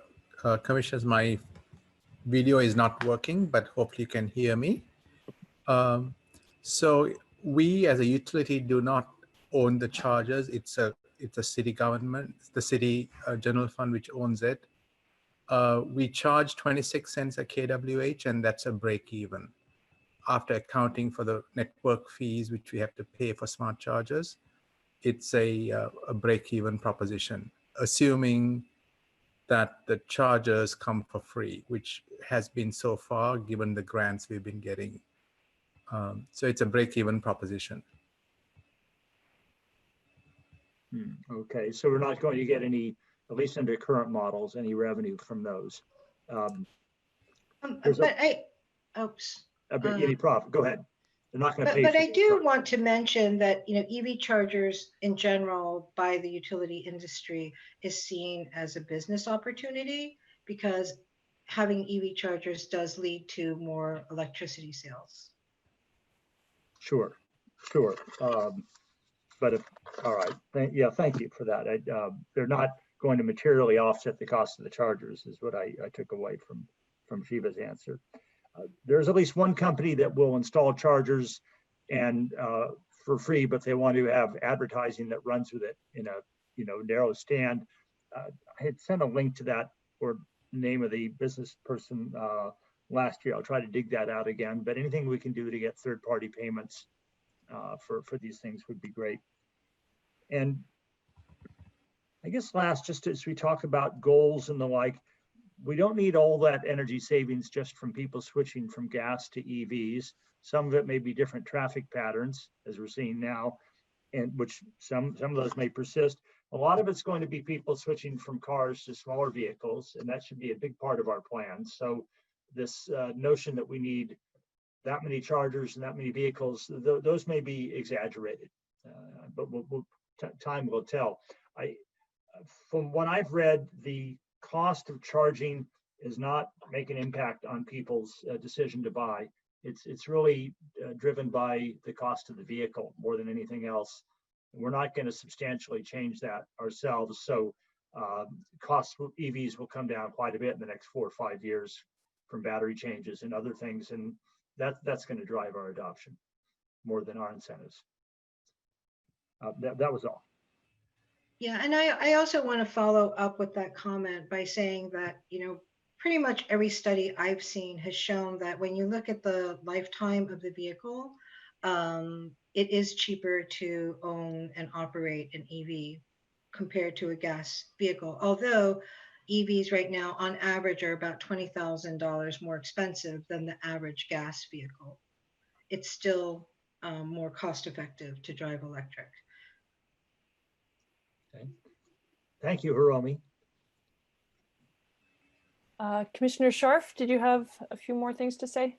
I do. I just wanted to follow up and build upon what Commissioner Danaher just said, because I thought he had a really good point, which was, is it possible to monetize and make enough money to make it a self-sustaining process to build more charging stations? I mean, the city council could decide that the revenues don't go to the general fund, they go to build more chargers.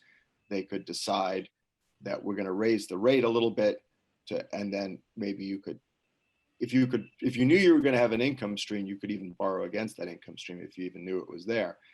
And I mean, that would get us to be able to build more chargers if you had an income stream behind building those chargers. And so I realized that we do charge the break-even point. I'm just really raising the question if that's smart.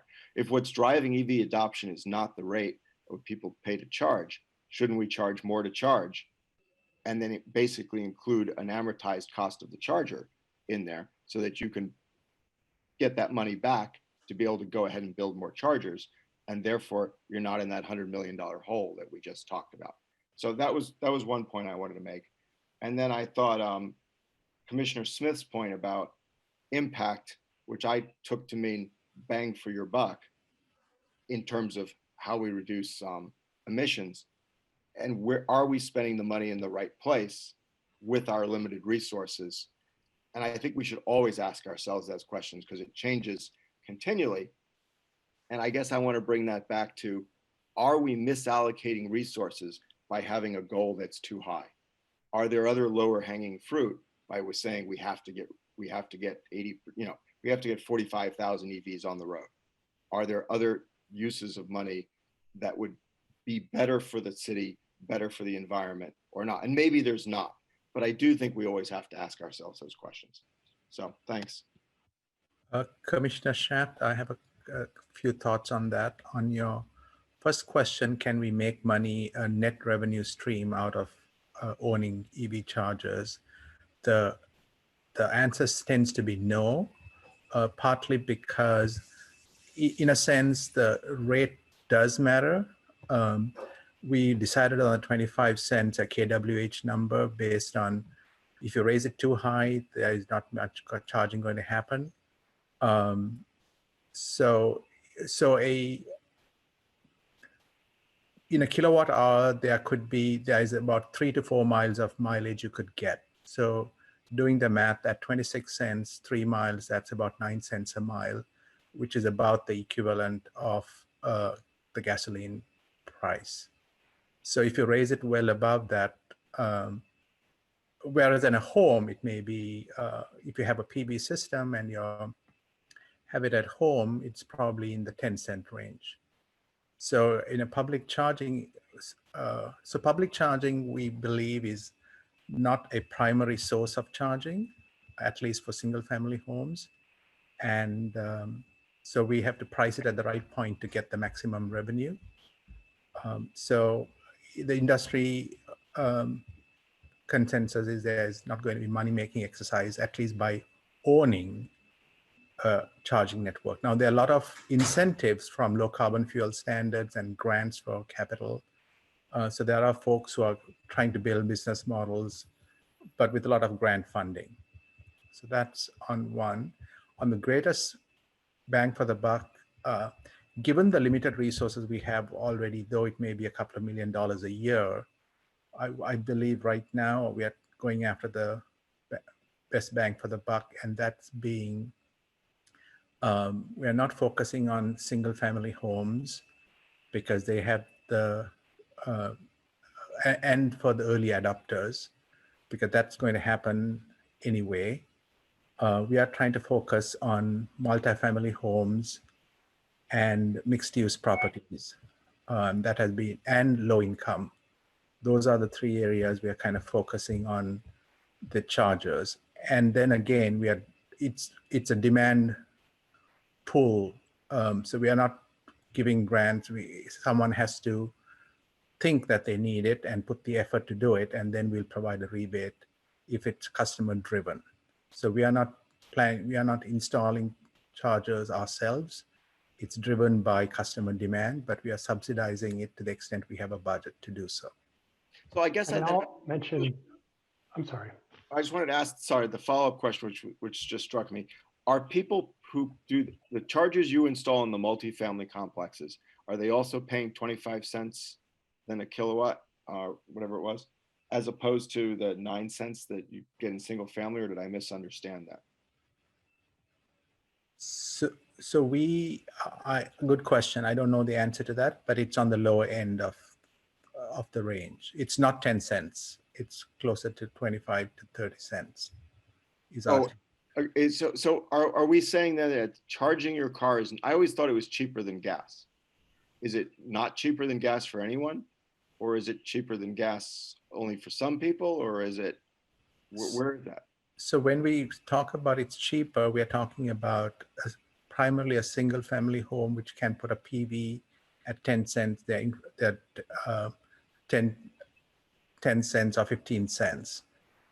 Again, the math we can do is 3 to 4 miles a kilowatt hour, and then we can do the math and compare per mile cost for fuel. So that's on the fuel cost. On the fuel cost, on the maintenance cost, it's cheaper. Right, only on the fuel cost. So correct. Yeah, I get the rest of it. So unless you put in the PV, it's not cheaper, right? I actually didn't realize that. Yes, there's another factor also from a societal perspective, or is it a customer perspective? From a societal perspective, some people say a federal grant or grants, if you don't consider the grants, then it's not cost effective. But from a customer perspective, yes, if you get the grants, if you get the tax break, and if you get 10 cents a kWh of PV power, then it's cost effective. Okay, thank you.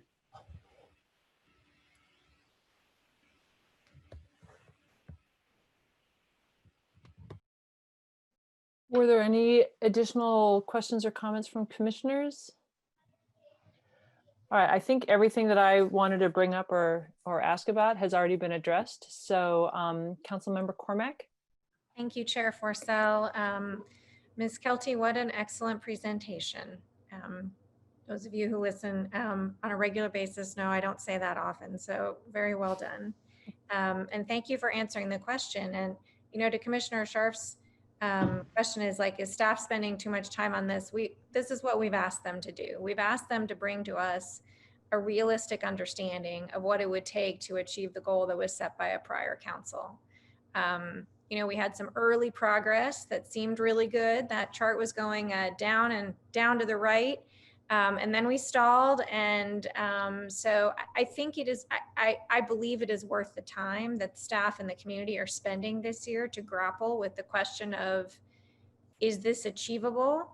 And are we willing to take these, what you called extreme measures, which I think they called high intervention, if I recall the spectrum correctly.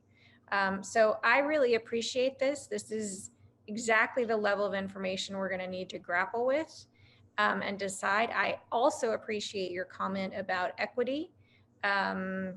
We have to keep both of those things in mind, as we always do with utilities. I like the idea of the quarterly report. If utility staff hasn't already looked at the ADU report, which we get quarterly from planning, it's super simple and it has a table, shows things over time. So if you're thinking something like that that isn't too dramatic, then that seems like a worthwhile investment. It's a good reminder to those of us who get these informational reports. Oh yeah, how are we doing this? Oh yeah, is there something else we should be doing? One other way to think about here's how many chargers we've done, here's how many chargers we have to do, is reporting perhaps the % of eligible sites with an EV charger. Because that way people get a handle on how far are we along on the process. So if that's easy, great. And if that's not helpful, that's fine too. It's just another way to think about, how much progress have we made? But I really appreciate us shifting from here's what we've done to here's what we would have to do and here's the gap. I was intrigued by the brief comment in the report about shared EVs at low-income communities. And so if I connect what Ms. Kelty was saying with the concerns that Commissioner Scharf articulated, which I share, that's something to keep in the back of our mind. Everyone isn't necessarily going to buy a car in the future, either because they can't afford it or they don't have somewhere to park it, or some of our younger folks don't have licenses. There's a whole variety of reasons, but I think the shared model is something to keep in the back of our minds. But I'm really grateful for this report, following on what we had at council, that 5-page, 6 pages, the cover page wasn't all that report. I appreciate it, and I look forward to seeing what AECOM has to say in this context. Thanks so much. And I just want to say thank you for all of your comments and questions. It really helps us as we grapple with this as well. I think, Commissioner Scharf, your comments are very well taken. We grapple with where do we have the biggest bang for our buck, the low-hanging fruit, the greatest impact when it comes to emissions, versus balancing that with having equitable programs for our customers. And that is always challenging. And then balancing that with available staff time and the funds. So it's a balancing act, but your comments are very helpful for us as we think through this. So thank you. Thank you very much. Why don't we go ahead and move on? Item number 4 is an action item. Staff recommendation that the Utilities Advisory Commission recommend that the City Council amend the city's electric supply portfolio carbon neutral plan and electric utility reserves management practices. So this is something we're hoping to come out of this with a motion and a recommendation to City Council. So I will ask, is there anybody from the public that has indicated they want to speak? There are no speakers at this time. All right, I think everybody's over at the school board meeting, which I understand is tonight. All right, staff, is there a presentation on this one? I would like to introduce Jim Stack, Senior Resource Planner, to give our presentation. Good evening, commissioners. Can everybody hear me? Yes. Okay, great. So I'm here, I'm Jim Stack here again to speak with you about our carbon neutral plan and renewable energy resources. We've kind of been over some of the, just to start off with, we've been over the carbon neutral plan and carbon accounting issues multiple times over the past couple of years. So in the interest of time, I'd be happy to skip over that portion of the presentation and focus more on the in-state for out-of-state renewable energy exchanges, and kind of share with you some updated revenue estimates around that and get your feedback on the straw proposal we've put forward in the staff report. So unless there are any objections, I'll jump into the report and kind of jump straight to that. So just for some background, as I mentioned, we've been over this topic about changing our carbon neutral plan to kind of be more accurate and honest with the public, given the state of the electric grid today. We've been over this for the past couple of years, starting with our integrated resource plan. And I came to you guys in March, at the March meeting this year, with a proposal to update our carbon accounting methodology in the carbon neutral plan officially to use an hourly emissions factor. And then about a week after that presentation, the shelter in place orders came down and things kind of got waylaid for a while. And then more recently, of course, with the budget impacts of the COVID situation, we've been focused more on how to, find new sources of revenue from the electric supply portfolio. So that's where back in May at the budget hearing at this meeting, we talked about the concept of selling off more of our bucket one, our in-state renewable energy resources, and purchasing bucket three resources or out-of-state resources in exchange to achieve carbon neutrality. And we talked about some of the revenue estimates we had at the time for that strategy. So that's kind of where we would like to focus the discussion tonight. In the staff proposal, in the report, we talked about, we kind of like to get feedback on two main areas. The first being how long to execute these sort of in-state for out-of-state transactions, the length of the authority to give this. And then the second issue is what to do with the resulting revenue. So here is a kind of a motion that we were recommending council approval on, but this is kind of a staff proposal, our straw proposal, just to get the discussion started. So we'd welcome your feedback on how long to do this and what to do with the resulting revenue. So I'll skip through the carbon accounting portion unless there are any questions, and get into the in-state for out-of-state REC exchanges.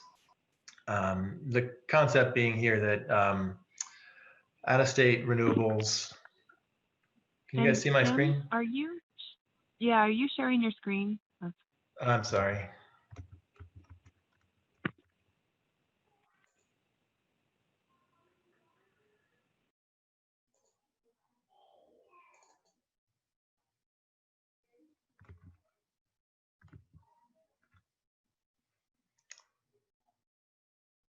Can you guys see my screen now?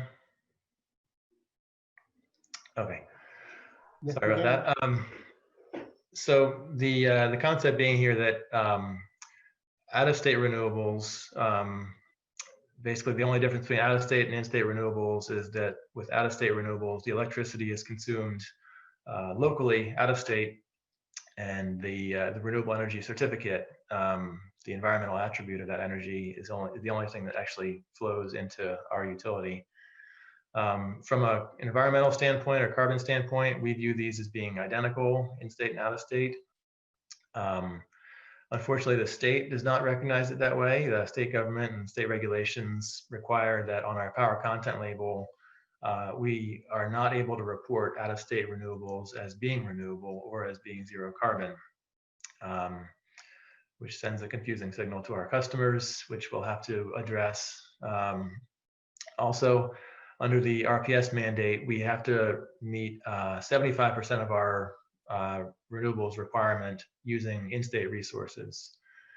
So that requirement really leads to this price differential between in-state and out-of-state resources.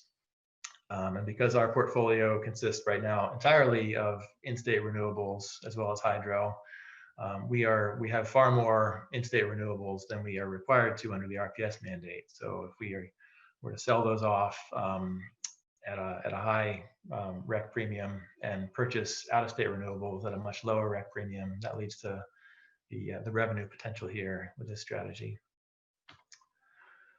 So this table here shows what we currently estimate the total revenue potential to be if we kind of maximize the strategy and sell as much as we possibly can of our in-state renewables, going all the way down to the limit that we have to maintain under the RPS requirement, and purchase back only enough out-of-state renewables as we need to achieve carbon neutrality.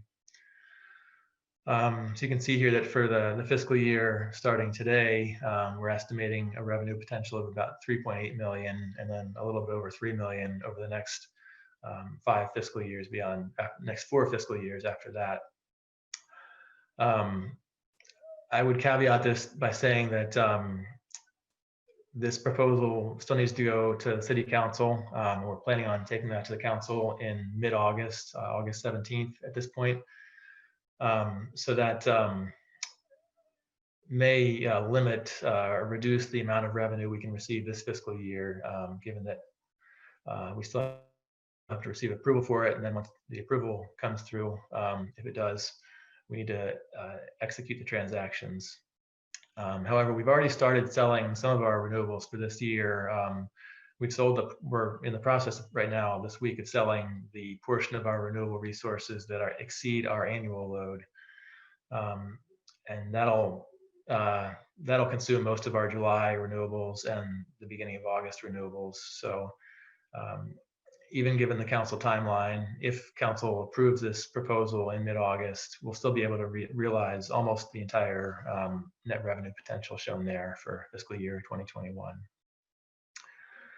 The staff proposal, or the straw proposal we put forward, was to limit the authority to do this to just the prompt 2 fiscal years, since hopefully the COVID situation and the shelter-in-place situation will be back to normal by the end of that.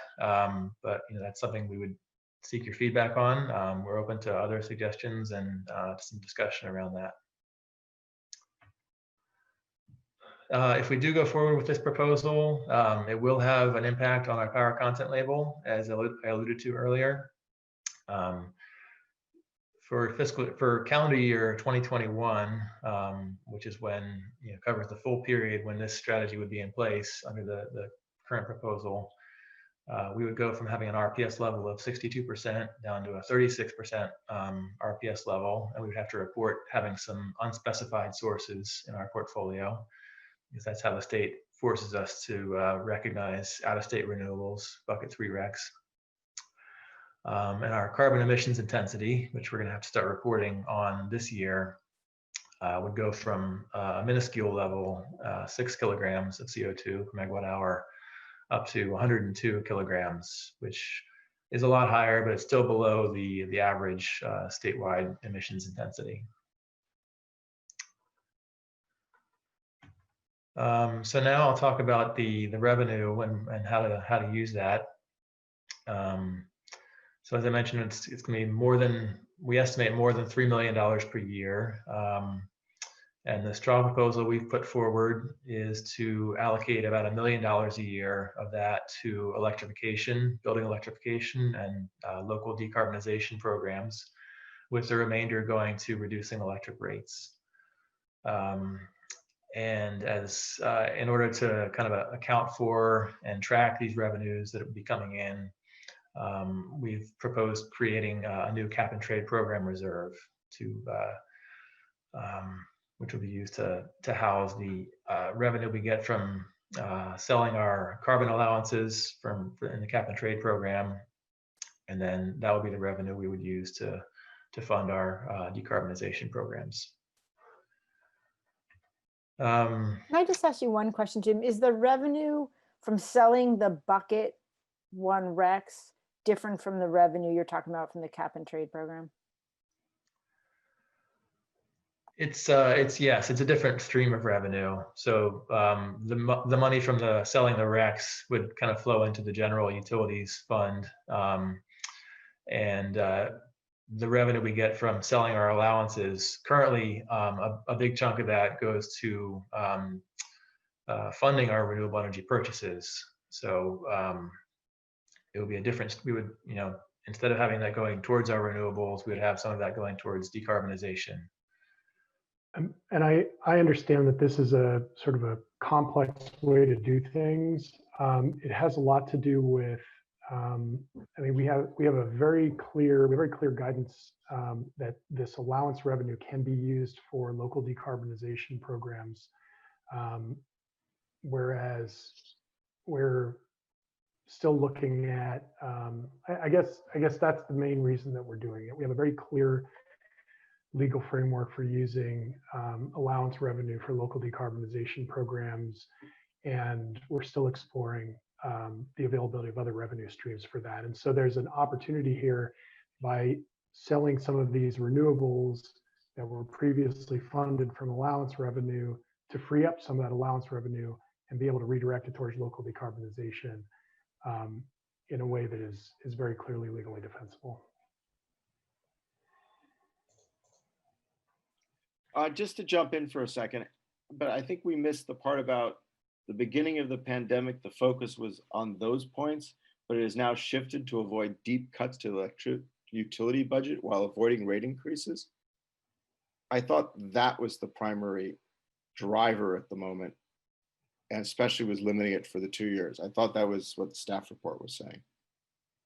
I apologize. The $1 million that we're proposing to devote to local decarbonization, that is going to be funded through the allowance revenue. The remainder,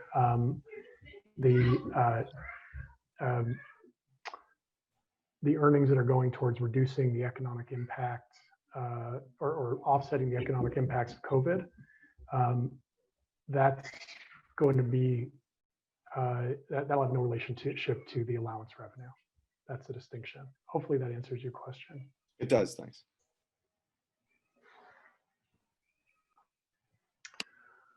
All right, if there are any other questions, we're essentially asking for a motion to update the carbon neutral plan, to modify the definition of carbon neutrality to using an hourly emission standard accounting methodology, and allowing us to use bucket 3 RECs to deal with the residual emissions associated with that switch.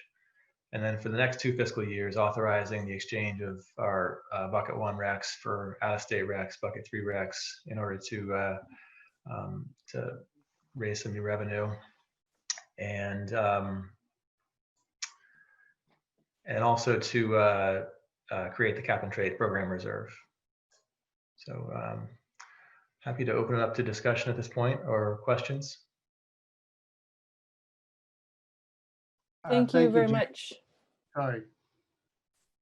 Go ahead, Commissioner Smith. Thank you very much, Chair Borsell. My initial question is there a legal authorization or a requirement that says we need to limit this to 2 years? No, there's no requirement that we need to do that. And because when I recall the May discussion, we didn't talk about limiting. And I just want to highlight a couple of things. If we do not take advantage of this source of revenue goes away permanently. So if we only do it for 2 years, the next 3 fiscal years, it's gone unless we reinstate, correct, the authority to do this, right? That's one point. If we don't do this, we lose the money. Period. Correct. To sell our bucket 1 renewables and receive the maximum revenue from them, we have to sell them before the energy is generated. So every month that goes by without selling them, we lose the opportunity to sell those resources as bucket 1 and get the maximum revenue from them. So for each fiscal year, we can plan on this revenue in the months of June, July, and August. Roughly. Yeah, we could spread out the sales, however we want throughout the year. The bulk of our renewables do come in the summer months with the solar generation. Okay. Is there was the reason to limit it to a 2-year authorization? Was the thinking that perhaps we'll have a vaccine for COVID-19 within 2 years? Is that the thinking? Or what was the driver for a 2-year authorization as opposed to a single-year authorization as opposed to 3-year authorization? Yeah, essentially that was the thinking, was that by the end of 2 fiscal years, the budgetary impacts will have been mitigated and things will get back to normal. We can obviously revisit that if the timeline gets extended. But thinking back to March, the UAC seemed to be on the path towards authorizing us to only sell the renewables that exceeded our annual load, and so we didn't want to swing completely wildly in the other direction too fast. But no, okay, so that does provide some appropriate context. So thank you. My general impression and my general thought on authorization is we should provide authorization, right? It's easier for council to say, I don't want to do it anymore, than it is to go back through staff to the UAC, back to council, at least in my mind or in my head, perhaps I'm wrong in this, to reauthorize council and city manager to do this again in fiscal year 2023, right? For fiscal year 2023 and beyond. So if we're going to authorize it, let's just authorize it. I think if council and city manager doesn't want to do it, or God willing, we do have a vaccine in the next 2 years, then that's okay. We've addressed our issue. So that's my first point on limiting the term or limiting the allocation. I would prefer not. That's my preference. With respect to uses, well, we just had a great presentation on how much we need to do in order to get to our 80-30 goal. And to my point, we have some significant gaps. We have gaps in staffing. We obviously have gaps in funding. And one of the primary drivers for the UAC discussion and decision last month with respect to this, was to provide funds that we didn't have to go to the federal government. We didn't have to go to the state government. We could just use that asset which we have in order to generate funds at a time when we critically need it, either for rate reduction or decarbonization. And I think at that time, I think the general discussion was, do we really need to worry about the use of it at this point? What we're doing is just providing the source of funds. Do we really need to worry about how we're going to spend it? The method by which we spend it, or the method by which we establish the reserve, I think that makes total sense. And it's obviously something that we do use currently, so that it seems logical that we would do the same. With respect to using the money to offset rates, to be frank, I'm less comfortable with it. I understand it, but I'm less comfortable with that. We have already made the decision to set the rates lower or hold them flat, right? Fine, we're going to take that hit. Those rates and the money and the revenue that was generated was not only for operations, but it was for capital investment. Now we have a new pool of money that is available for some of the programs that we want, namely capital investment in our electrical infrastructure. And that would be my preference, I think. Thank you.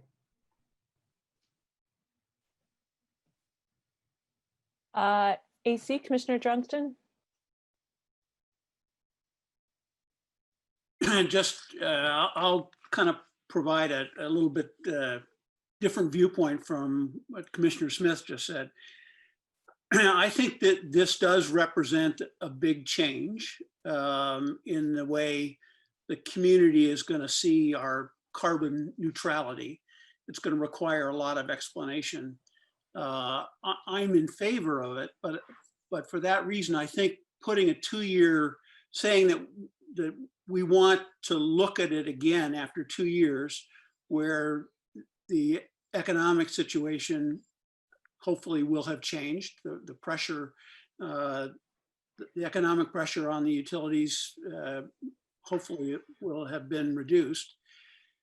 And we can see how the community has responded to the fact that it's going to be a more difficult explanation that we are carbon neutral. So I like the idea of saying we'd like to see it revisited after 2 years. I also agree that we want to kind of put some emphasis behind the idea that some of the money that's generated should go toward local decarbonization efforts. I think that helps us explain that we are staying true to our environmental goals while generating some revenue that the city needs at this point. So those are my comments. Thank you, Commissioner Johnston. Commissioner Scharf. Thank you. First of all, I'd like to say I agree with everything that Commissioner Johnston just said. And I think I want to get back to the reason I switched my position. I think I was probably the person that was most ardently against this, because I am concerned by the way this looks on the power label. I think it looks like we've abandoned to the average person, and may look that way to our legislators and other people, that we've abandoned carbon neutrality, that we are no longer carbon neutral. It's going to be hard to stand up and say Palo Alto is carbon neutral when someone will just pull this out and say, no, you're not. Look right here at the power. I'm pointing around Zoom. But, I think people are going to do that to us. And so I think there's a cost to this, first of all, and I think we should acknowledge that. But staff feels, and I don't disagree, that with the proper education, that we can get over that. So I think in the next 2 years, hopefully we'll know whether or not we've gotten over that and whether or not this works. So that's why I was willing to change my opinion on this, with the idea that this money will be used, and I'll go back to the staff report, to avoid deep cuts to the electric utility budget. And that's what I thought we were using this, plus the $1 million for decarbonization, because I agree that that also is a useful thing to do right now. I think it helps the story, and I think it's the right thing to do to move in that direction. So I've used it as a compromise, that we're going to not take all the money and spend it. We are doing this for a reason, which is to protect our current utility, and that's worthwhile to do it. Then I think we get to the issue of, should it just automatically expire or not? I guess I'm with Commissioner Smith a little bit, that I don't think it should automatically expire, but I do think council should come back to council, and we should look at the power content label issues, whether or not education's worked, and what we should do, and how then to allocate the money at that point, to reallocate it, to look at it, to see whether or not we should spend more on decarbonization or other goals, or what we should do. So instead of saying you no longer have the authority, I would say, similar to the staff motion that they have for here, I would say direct staff in 2022 to come back and look at how the education has worked, how it is, and whether or not we should continue with the authorization for that in 2022. I think that's a bit of a compromise position, but that's actually where I think is probably gives council the most latitude, and they'll have better information at that point. So that's where I would go on that. Commissioner Jackson, I see your hand up. Thank you. So my position prior to March even was that, so if you go back to that slide, there's 5 years of $3 million, of at least $3 million. So I look at, there's $15 million of revenue sitting right there. We just had a conversation a few minutes ago about, wouldn't it be great if we had 90 or $100 million for EV chargers? We look at trying to get people to swap out gas water heaters for hot heat pump water heaters. I don't know how much that's going to cost. I mean, the dollar level that we're going to need to go green here in a big way are huge. And I see $15 million sitting here let's just go get it and do green stuff with it, lower carbon. Let's go use that money for that. And before then, I was like, forget about rate reduction. Let's just go get this money for green purposes and decrease carbonization. So, and then when the COVID thing hit, I said, okay, great. Yes, that's a big problem. We could use some of that money for to lower rates and help out the economy, our customers, our ratepayers, because we all need it. So sure. So to me, my thinking all along is we should be doing this as long as we can, because we're going to use the money mostly for decarbonization and purposes. And if for the first couple of years we want to take half of that money or whatever it is and use it to help lower the utility rates, to help the city and our ratepayers and the utility because of the COVID crisis, sure, that's a reasonable thing. But to me, the real reason to do this is to, yes, there's a power content label issue, but the real reason is to go get that money. It's still green. It's still, it does no net increase in carbonization in the Western US. And let's go take that money and go do even more good decarbonization deeds with it. So that's my feeling. And so I'd be much more in favor of authorizing it for, until it doesn't make any sense. And sure, city, council can revoke it anytime they want. And if in 3 years, people are, storming the gates and saying, oh my gosh, we're just not, our power content label, it's horrible. We really want to give away 10 or 15 more million dollars so that we can boost that thing back up. Sure, city council can do that, no problem. But I don't know why we have to set that limit today. So I guess my feeling is authorize it for as long as it makes sense. And then for the next couple of years, let's put some portion of it towards helping the utility and ratepayers. And then, but for the most part, the default reason to do this is for decarbonization efforts. That's it. Thank you, Commissioner Jackson. Are there any other, Commissioner Danaher? Yes, thank you. On the power content label, I see the analogy between public companies reporting their GAAP revenues and non-GAAP revenues and income, pretty common in the market. So we should have a non-GAAP equivalent on a power content label as part of the education. Shouldn't be that hard to do, to explain to people, and see what staff comes up with on that, but keeping it simple. As to whether this has a sunset or a automatic review with the city council or it goes on forever, I don't have strong feelings. I do lean in the direction of what Commissioner Johnson said and or Commissioner Scharf, either between the two of them. So something where the authorization in there, but that it automatically comes back to council for review in 2 years, I think is worthwhile. We'll know more about the world, about how this is perceived, how well this is working, and maybe there'll be more data on the value of these out-of-state recs or not that challenges some of our assumptions. That's all. Thank you, Commissioner Danaher. Are there any other commissioners? I just have a couple. Yeah, go ahead, please. I guess I'm sort of, I don't know if it's a majority now, but I'm of the same opinion that we have a longer term with a revisit to city council in a couple of years as we see how things are changing, as we get a better handle on COVID as a country and a world.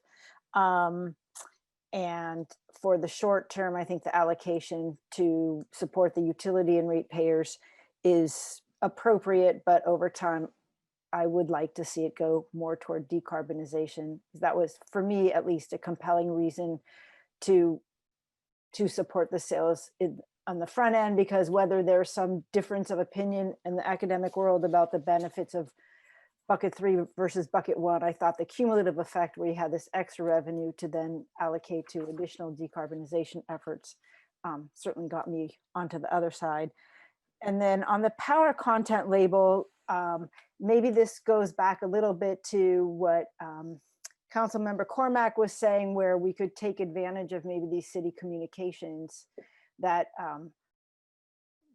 have, you know, been going out on a regular basis, and add something about that at the time if we feel that it's necessary as a secondary. As I recall, we were limited to what we could say on the bill itself, but we could provide that information somewhere else. And so I think that might be an opportunity to do that, and we'll just see what the community reaction is to that, you know, and go from there. That was all. Can I have one more? Yeah, please go ahead. So yes, similar to what Vice Chair Siegel was just saying, I think to me, again, I've said this before, I think that the press release around here about this is more like, okay, we're just starting this $15 million decarbonization fund by selling RECs. It's not, we're going to go change RECs and your power content label is going to look bad. We're generating a decarbonization fund with $15 million, and here's how we did it, in case you care. That's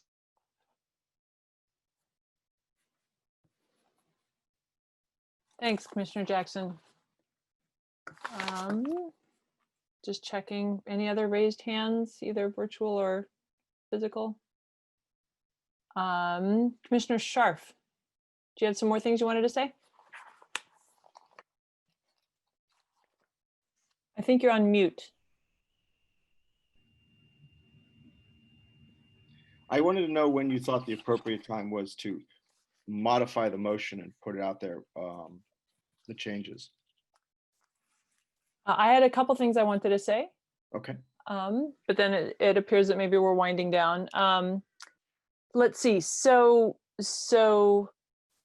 I too, you know, have been on the journey of having an initial really negative reaction to the idea of this level of assertive bucket swapping, but have come around to the idea that it is absolutely the right thing to do, and possibly not even just because it raises revenue for the city, but even, you know, the question I often ask myself is, well, if all cities did this, would that be, you know, to the greater societal benefit or not? And I think that to the extent that Palo Alto is a leader or a model, accepting bucket 3 RECs and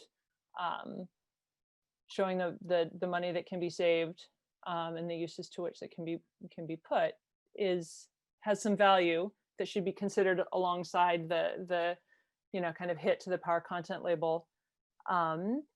And it would actually be a sign of success if bucket 3 RECs got more expensive and bucket 1 RECs got less expensive, and the financial opportunities eventually were less clear.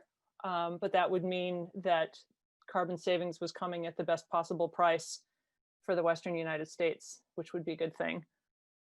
But specifically on the power content label, one thing that I noticed on the attachment A, proposed revisions to the carbon neutral plan, item 6C,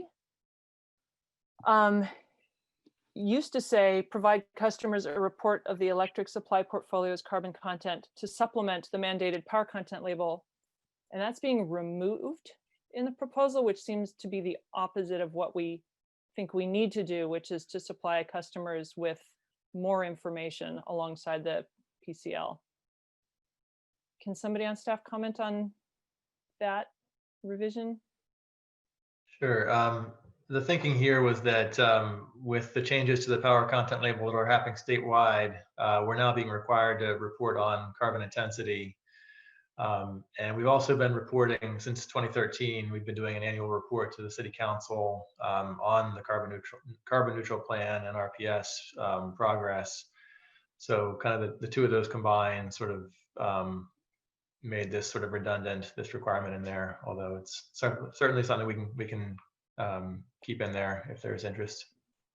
Well, it does seem to address this specific thing that we've been talking about about educating customers, which a report to city council or sort of being beholden to state mandated reporting.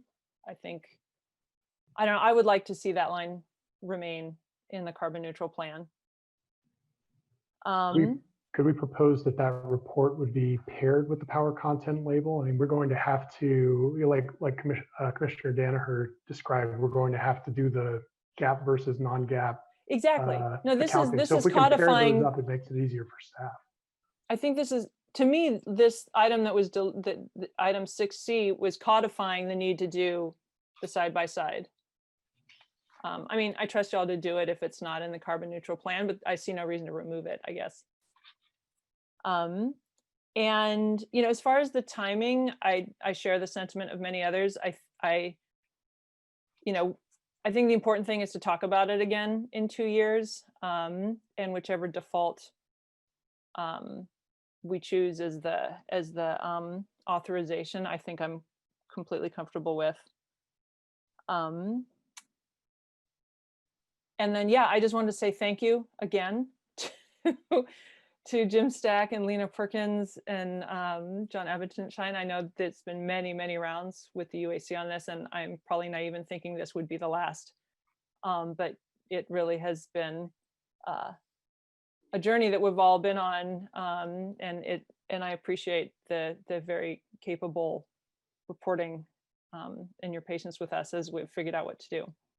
Well, I'm assuming we will figure out what to do. So is there a motion? Greg Scharf. Thanks. Yeah, I'd like to put the staff motion up with just a few minor changes. So it would be the staff motion, except for instead of saying for fiscal years 2021 and 2022, that part would be deleted and it would just start with minimize electric supply portfolio costs. And that would deal with that issue. And then everything else would remain the same, except for I would add something, you know, probably a new C and then just move C down to no, actually, sorry. I'd add a new 2 and then move 2 to 3 and 3 to 4. And that 2 would say direct staff to come back to council in 2022 to review the city's authorization to minimize electric supply portfolio costs by exchanging bundled RECs from the city's long-term renewable resource bucket 1 RECs for short-term RPS eligible bundled RECs bucket 3 RECs to the maximum extent possible. And I think that way we just use the same language, and that way they know that we're coming back and looking at that, the authorization granted in 1B. Is it possible to get a screen up where Commissioner Scharf's suggested motion is written down? Oh, thank you.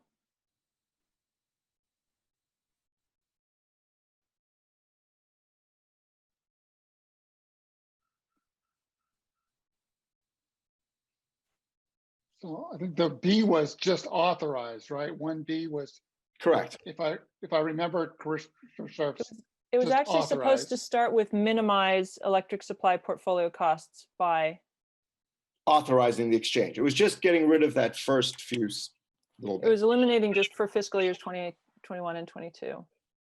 That is correct.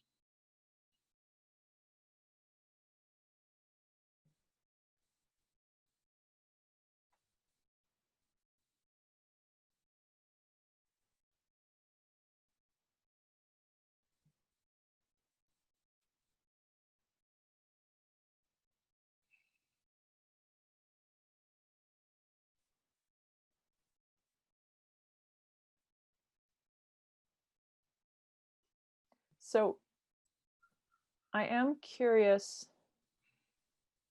can somebody remind me why we are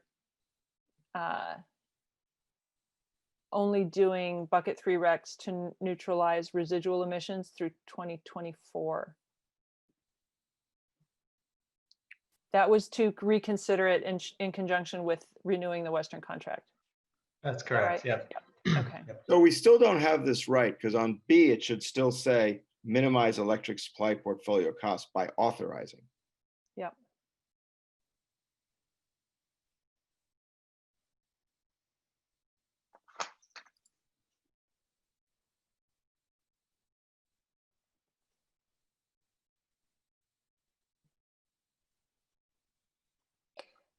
And I think you need to add minimize electric supply portfolio costs, plural.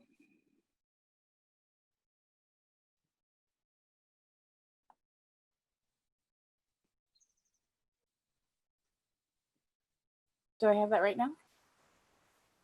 And just make costs with an S.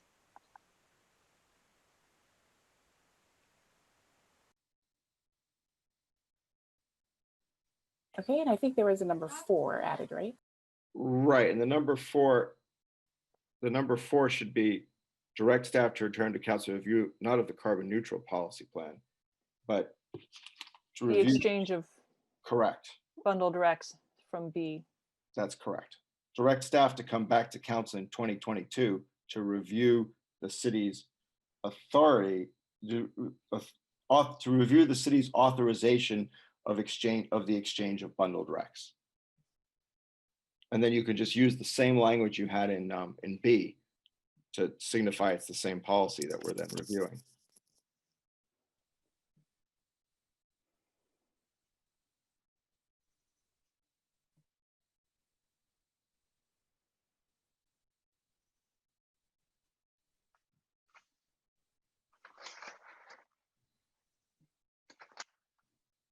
Can we eliminate number 2? If you don't mind, Commissioner Smith, let's wait while she's sorted out copying from B and pasting into 4. Sure. Sorry, Commissioner Sharp, can you repeat that, please? Sure, you're on 4, right? So it's direct staff to return to council in 2022 to review the city's authorization, and then it should be to minimize electric. Why don't you start with it? Minimize electric supply portfolio by author. Well, maybe not. Direct staff to return to council to review the city's authorization to exchange bundled recs from the city's long-term renewable source bucket 1. Just say exchange bundled recs and then copy that same stuff in B. Does that make sense?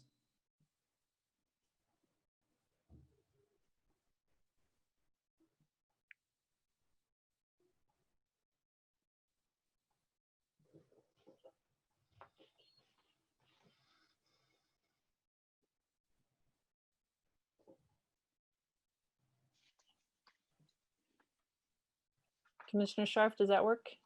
Yeah, She copied a little bit more, but it's the basic.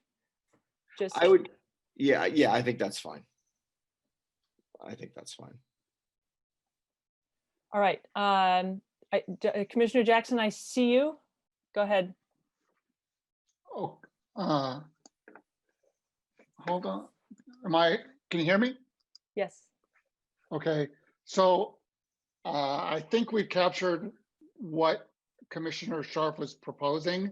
And I just have a question then, because I believe that number 3 here, they're basic. So I wanted to address or question the allocation of how this money will be used. So does number 3 say that we're going to use 1 million of this money that's raised per year for decarbonization efforts? Is that what that says? I think from our perspective, yes, it says that. I think one clarification here is that the redirection of these revenues to local decarbonization efforts requires only city manager authority. And so it might be worth, I think this is actually more of an aside than an actual motion that we're asking for the UAC to make. So it might be worth stripping that one sentence out of there and maybe making a separate motion if you want to express the recommendations of the UAC as a whole to the city manager on how the funds should be used. So is everyone else okay with that? I mean, It sounds like it would be clearer if we made it a separate motion. So. Okay, that's fine. But while we're still on this motion, or sorry, if you want to capture, go ahead and capture that in the document.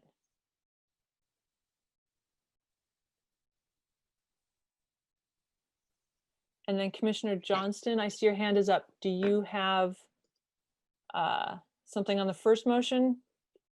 And well, Like, I'm not sure whether it's the first motion or the second motion. but Let's try to finish the first one. All right, well then, I think my concern goes to the second motion and the up to $1 million portion of the section. So I'll wait for the moment. Hold that thought. Commissioner Smith. Yeah, I'm still not understanding why we need bullet point number 2 in motion number 1.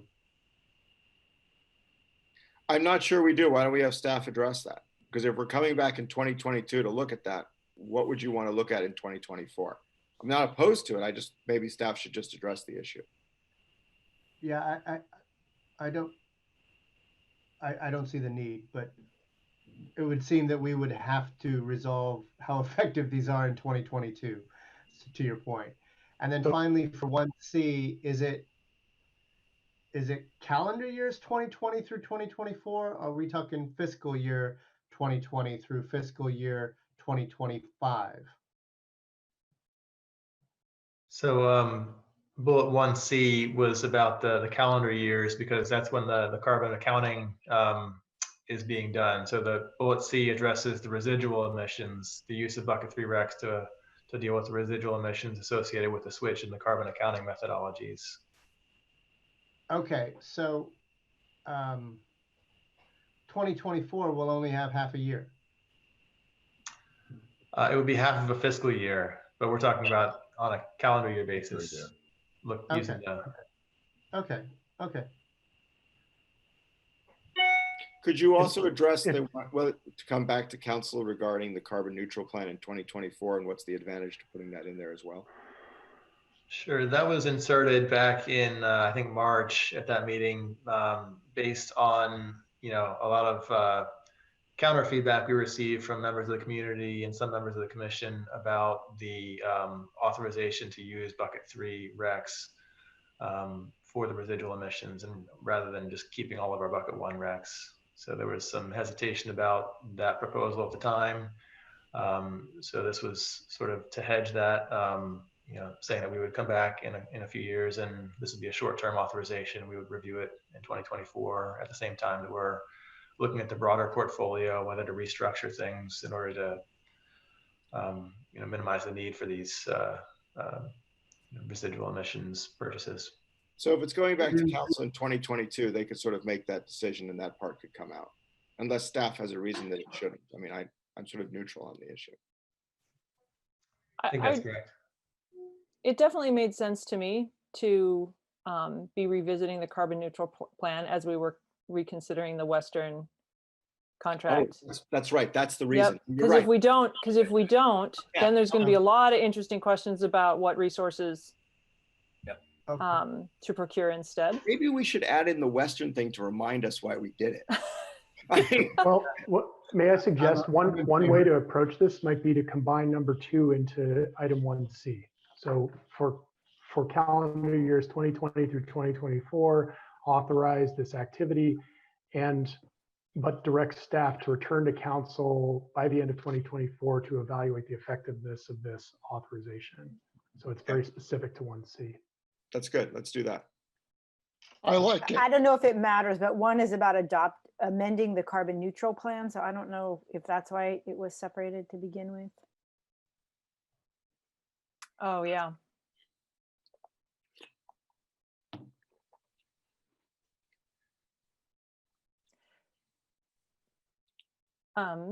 So also on motion number 1, I'm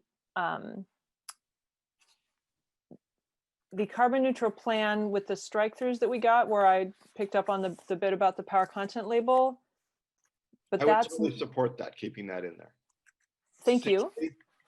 But I realized that change wasn't called out in the amendment. So it feels odd to say, and D, keep the line about 6C. Oh, I think you could just put it in there. They'll know stuff. Okay. I mean, I do. I think you should just put it in there. Can we have a line D then, 1D? to continue to provide customers a report of the electric supply portfolio's carbon content to supplement the mandated power content label? Yeah, absolutely.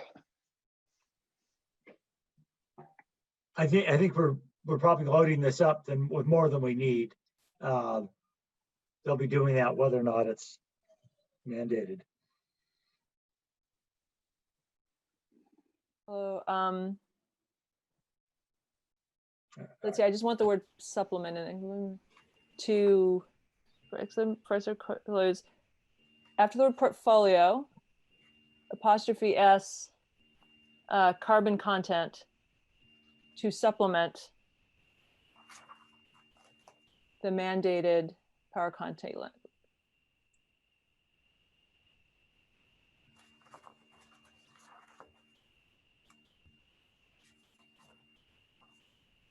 Power content label.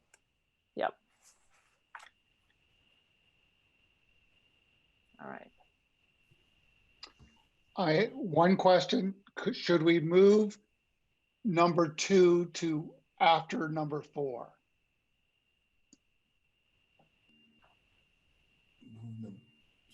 I agree, it flows better that way. It definitely flows better that way. Yeah, and one addition, just to, if you want to add something to number 2, number 2 was designed to look at the costs of mitigating the hourly emissions. And so if you want to say, you know, with particular attention to the cost of mitigating hourly emissions or something like that as the second sentence in number 2, or like semicolon. That's fine with me. Or not, but that is the distinction.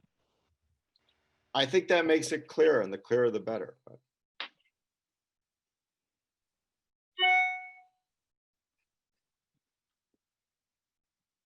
Lena, can you repeat that for me? Thanks. It's in the new number 2, right? yes. Yes. So maybe just continue, have a run-on sentence. Sorry, wait, is this a new? No, now it's number 4. Yes, that's what I thought. She wants to add that to number 4, yeah. Right. And, you know, with particular attention to the cost of mitigating hourly emissions.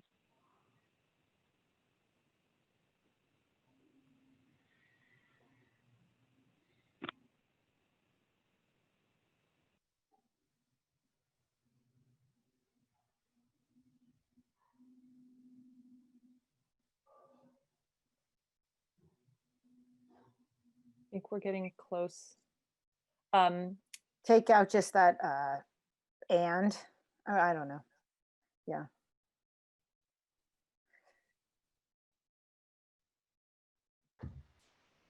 Okay, do we have it? I've got one change to 1D. The word label appears twice. Can you strike the first one, please? Thank you. All right, Commissioner Scharf, this is officially your motion. Thank you. Are you? I'm fine with it. I like it. We just need a second. I second it. Commissioner Jackson seconds.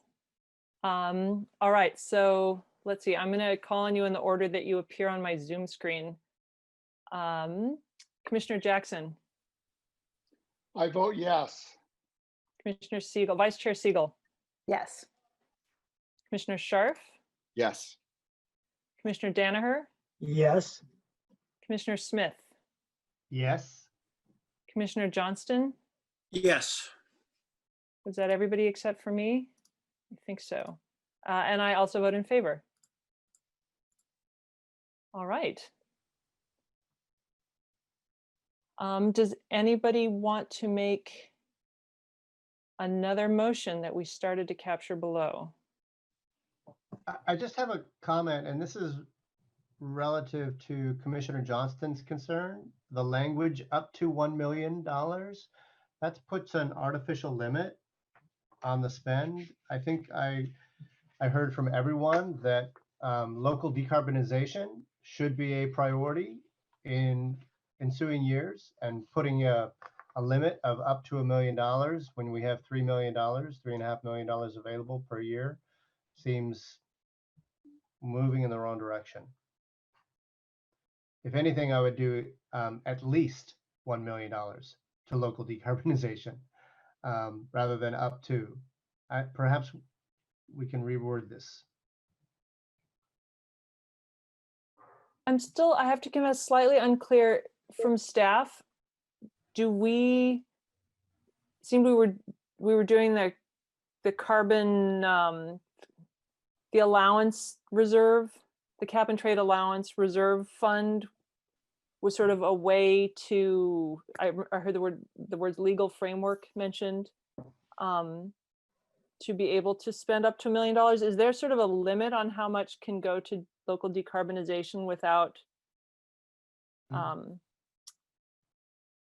being at risk of sort of not having the right authority in place? There's no practical limit, or there's no limit because the earnings that we're talking about here do not exceed the annual earnings that we receive from allowance revenue. So there's the no only reason it has practical to be. limit would be the total allowance revenue that we receive in a given year, and these earnings will not exceed that. So in other words, there's no reason the city couldn't allocate more than 1 million right. towards That's correct. decarbonization. Okay. That's right. Commissioner Johnston has his hand up. Yeah, I agree with what Commissioner Smith just said. I mean, I think we should be saying spend at least 1 million of these funds that we're generating for local decarbonization. And I'd love to see us, if we're going to continue this program, to try to use a much higher percentage, as much of it as we could for local decarbonization. And I just, there's this one technical concern. I mean, is that we don't know what the revenue is going to be in the future. And so I'm a bit reluctant to put a dollar amount. I think that for the short term, we've said we're going to allocate, I don't know, maybe we want to say for the first 2 years, maybe we put an amount or a percent that would first go to rate reduction and utility expenses or something, and the rest to decarbonization, and then change the allocation. But I'm just a little hesitant to put a dollar amount, since that could change over time. I mean, we could even be under $1 million for all we know. Yeah, Commissioner Jackson. So what I had proposed in my email was something to the effect of, oh gosh, hold on a second. Can you hear me? Yes. Yes. We can hear you. Okay, sorry.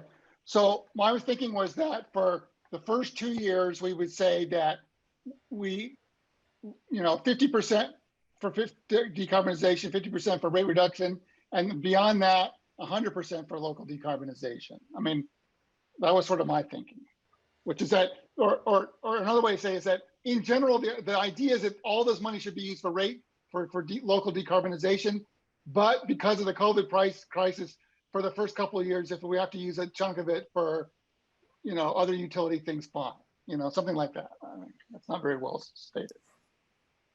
I mean, what if we just say that after we get to consistent with the city's cap and trade revenue use policy adopted January 2015 with the intention of allocating funds to decarbonization efforts, but while the utility and customers are impacted by the pandemic, to allocate a certain amount toward those needs, something like that.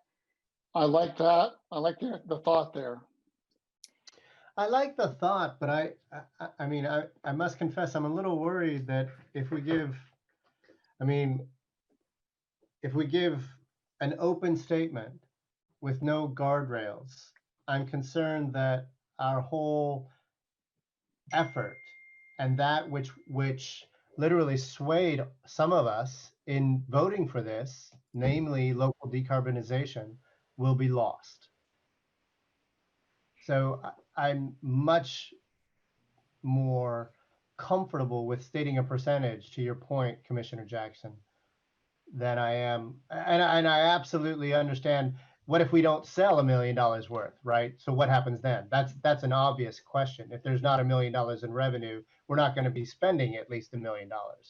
So I think there is a happy medium. I think the nice thing about percentages is that it provides a guardrail for spend and further supports our argument for doing this in the first place, which is that we want to spend it on local decarbonization. And yes, we recognize that people are suffering and we're holding rates flat.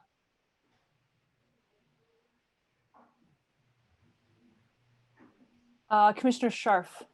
So what is the percentage of, if we went with $1 million with the expected value that we expect to get out of this, what percentage is that? Does anyone know the answer to that? 1/3. That's what I thought. Yeah. So it's 1/3. So do you want to say for the first 2 years that we should endeavor to spend 1/3 of the money on that? I like that better personally. And in fact, I think that's reasonable. Some combination of what you have suggested as well as Commissioner Jackson has suggested, which is for the first 2 years, at least 1/3 of available revenues shall be spent in local decarbonization. I said endeavor because. Okay, well. I mean, I think it is up.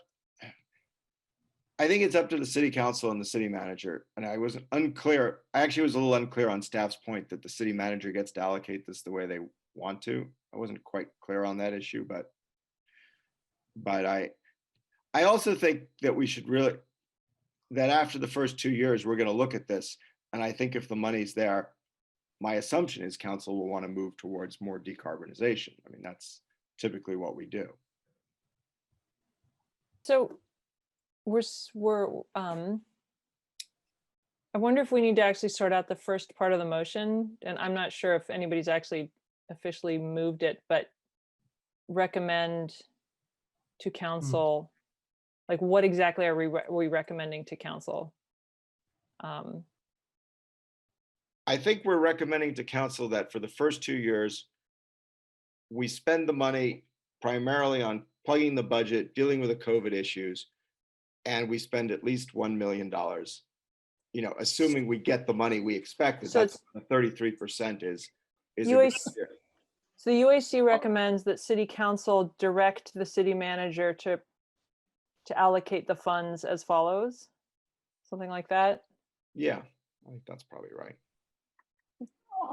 I just thought of something else. I mean, first of all, the city council is going to do what city council wants to do.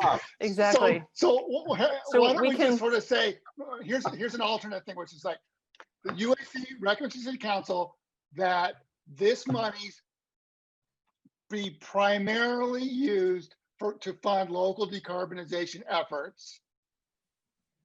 That's what we propose, and right. Council can then go do whatever they want. Okay, but right. They just know where we were coming from, and then they can, in their wisdom, they can do what they think is best. Well, I think that's a little different than what I was saying, which was I want them to plug the budget as it says in the staff report. Yeah. While still spending some money on decarbonization, and hopefully it's $1 million. I'm assuming we're going to sell what we thought we were going to sell, and then maybe what we do is we just say priorities, plug the budget whole, then decarbonization, and we just tell them that's how we'd like them to prioritize.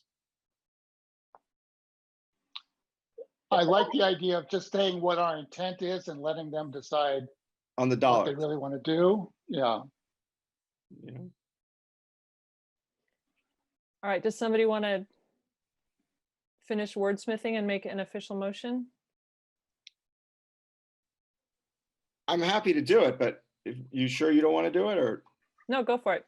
All right. So I would say the UAC recommends to the city council that the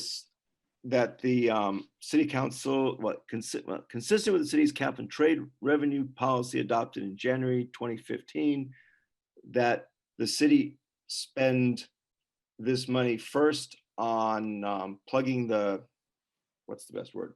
Plugging the COVID-related budget deficits, and then focuses on decarbonization. Although I do I- think we need to keep the first part, because I think the whole point of this was to create the cap and trade program Great. reserve and electric fund. So let's not lose that. That's correct. So why don't we say that, create a Yeah. capital and fund it with at least $1 million a year the first year if possible. How about that? Sorry, but I don't know if $2 million is going to plug the deficit. Is $3 million going to plug the deficit? Staff? I think we're making this way too hard, right? The real purpose of this is to No, create this reserve. And then what we want to do, so let's create the reserve, like the language, and then let's just say, and the UAC's goal with the reserve is to fund decarbonization, or in the next 2 years is to share revenue 2/3 to whatever you said, Greg, plugging the deficit from COVID related, and the rest toward decarbonization. And after 2 years, the goal is to allocate the funds toward decarbonization. Let's do that. Write that down. Yeah, I think we can delete at least $1 million per year. Let's write it down and then we can argue about it. Discuss it. So I think we can do this in literally in A/B. So the motion would be USC recommends the city council that consistent with city's cap and trade revenue use policy adopted in January 25th, 2015, comma, or even colon, A, subject line A, first 2 years, at least 1/3 of revenue would be allocated to local decarbonization efforts. Semicolon B, sorry. We can just copy that sentence below it.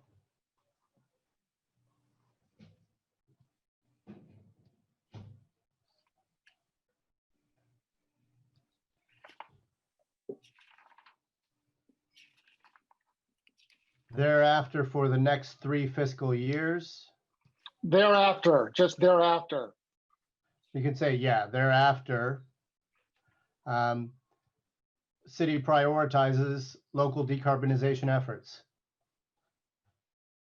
Or city staff or city council. Revenue would be allocated toward, yes. Prioritizes local decarbonization efforts. I think that reflects our concern. And those are nice guardrails. Right.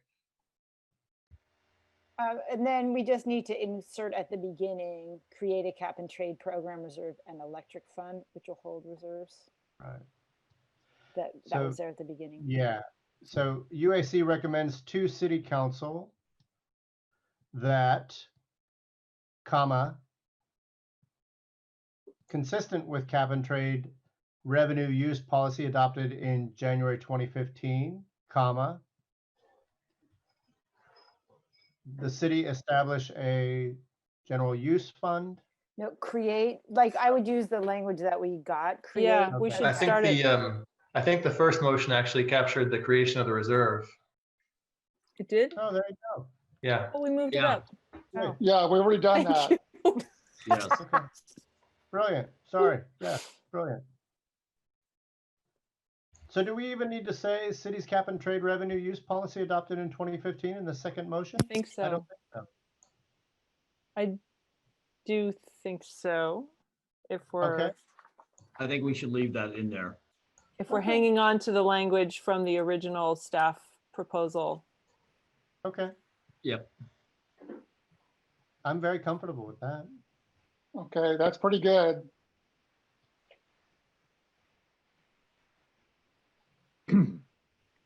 Now we can debate it. I think we need to move on. I move approval of this motion. I'll second. All right, let's see. Commissioner Siegel is at the top of my Zoom screen now. Yes.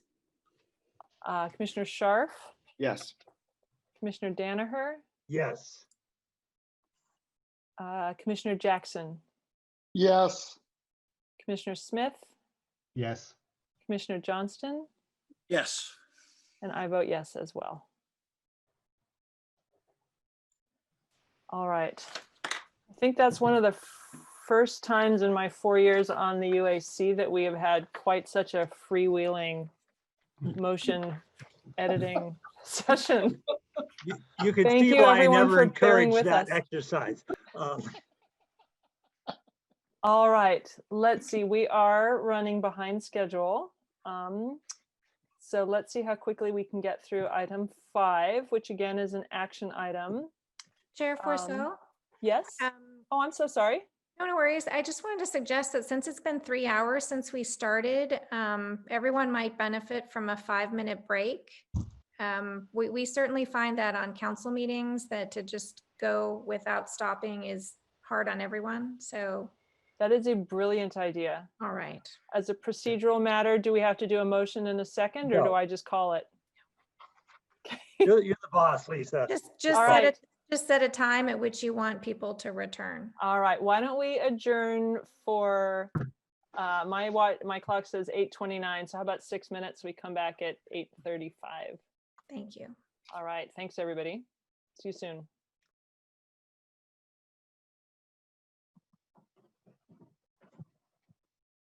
All right. Welcome back, commissioners. If you don't mind turning on your video, just so I can know that you're back. Having had a moment to think about it, it occurred to me that we might not need to discuss item number 5 tonight. And so I'd like to ask staff, is there any reason we should make sure that we cover item 5 tonight, or is that a candidate to delay to next month? I have a related question, which is, why do we need to have council direct staff to do this? If we just, you and I spoke with Dean and John on Monday, using the internal resources, 1 week of staff time, we could just go ahead and report it. If Dean tells us that that's his intention, we don't need to make this a recommendation to council. Well, I think my understanding was just that there were 2 options, and so one of them is more expensive and would definitely require council. Perhaps the first one would not. I don't think the second one would be that much more informative or necessarily more accurate. So yeah. I'm sorry, just to the chair's point, there's no reason from my perspective that we need to discuss this tonight, but I'll leave it to you in terms of procedural. Yep. So yeah, Commissioner Scharf. So is there any reason why we could, I mean, I'm with the opinion that we should just go with the first option as former Chair Danaher said. All right, so it sounds like we're going to just go ahead and discuss it and do it. So let's do that. And so let's do agenda item number 5. Do we have anyone from the public that wants to speak? Nope. Okay. Is there a staff, anything, opening remarks from staff? Yes. Yes. All right. Can you see my screen? Yes. Perfect. Yeah, so it's just a very brief presentation, cover slide and the choices. Let's see if I can advance this. Oops. And then the choices, and I'm here to answer any questions you have. You know, any questions you have about the upstream emissions, other types of emissions, and the 20-year global warming potential. And then, you know, do you want this to be reported on? And if you do want it to be reported on, would you like it in the shorter version or the longer version? So that's it. That's my whole presentation to keep it short. Short and sweet. Excellent. Yeah. Commissioners, Vice Chair Siegel. Unless anyone disagrees, I think we spent some good time on this at our last meeting, and I'm comfortable. I don't know if it's a motion or we just vote in which one we prefer. I think I agree with Commissioner Danaher. I don't think you get much more for the extra 2 weeks of time and $25,000. And maybe now is not the time to be adding burden and expense to staff. But I do think it is a very worthwhile exercise to include the 20-year time horizon for internal reporting purposes. Commissioner Johnston. I agree that the estimate is adequate for our purposes, and I agree with the 20-year time frame. The only question I have is, when we talked before, we've talked about upstream emissions from natural gas. This adds in electricity, propane, and liquid fuels. And I had some question about how we would actually estimate the upstream emissions from those, and if we have any sense of how much that would add to the project as opposed to limiting it to natural gas. So to your question, the reason that those were added was because in order to use these numbers for any sort of decision making, which might involve changing between fuels, or to look at $1 per carbon mitigated for, say, transportation with internal combustion engines, gasoline, versus, natural gas, electrification, or renewable energy like PV. They all need to have the same sort of system boundary.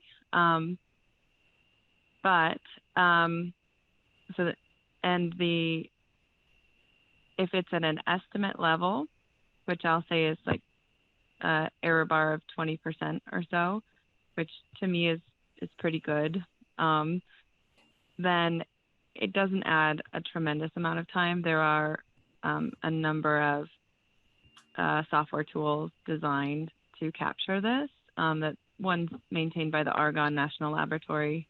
And they tend to be, these are just the energy upstream, these are the energy ones. If I were looking at embodied energy of concrete or other things, embodied emissions of concrete or other things, it'd be a lot more work.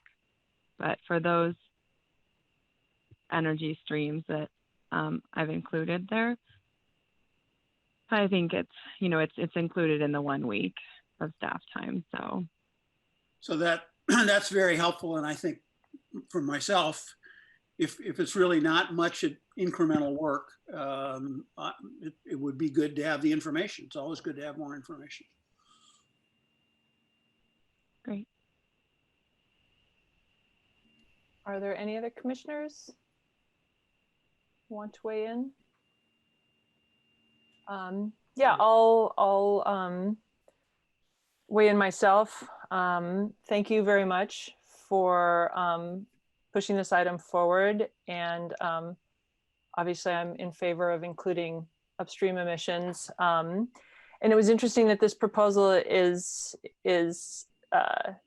suggesting to do both, to show both 20-year and 100-year global warming potential, which struck me as a really interesting and valuable idea that sort of captures it's not apples to apples, and both ways of looking at it have value.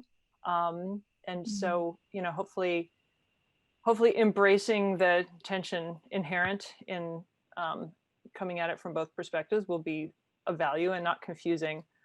And I definitely favor staff doing it. I doubt that any consultant would have half the expertise of the resource planning staff at the utility. So if there isn't further discussion, I would move that we recommend option A as given in the report.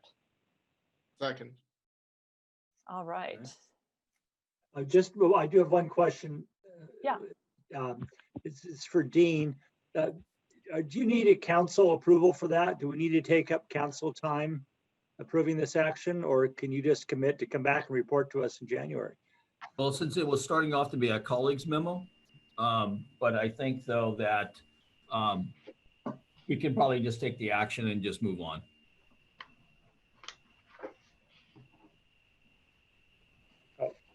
All right, so let's go ahead though and still vote on it. Commissioner Danaher? Oh, I'm in favor of having the exercise done. I don't know that it needs to be a recommendation to council. Yeah, I don't think that we'll need to take it to council. I see. Like I said, it started off to be a colleagues memo, but it really never went to, it was just a colleagues memo internal. Okay, fair enough. Then we have dispensed with that item, and hopefully we can move through item number 6 equally quickly. Discussion item, informational, I think to educate us on sort of how everything landed after all the budget discussions. Yeah, so this was a question that came up about what we kept in the budget, where we made some additional cuts, and we wanted to come back to you with a short presentation. So I'm going to turn it over to Utility Strategy Business Manager Dave Ewan to just run through these slides real quick. Dave?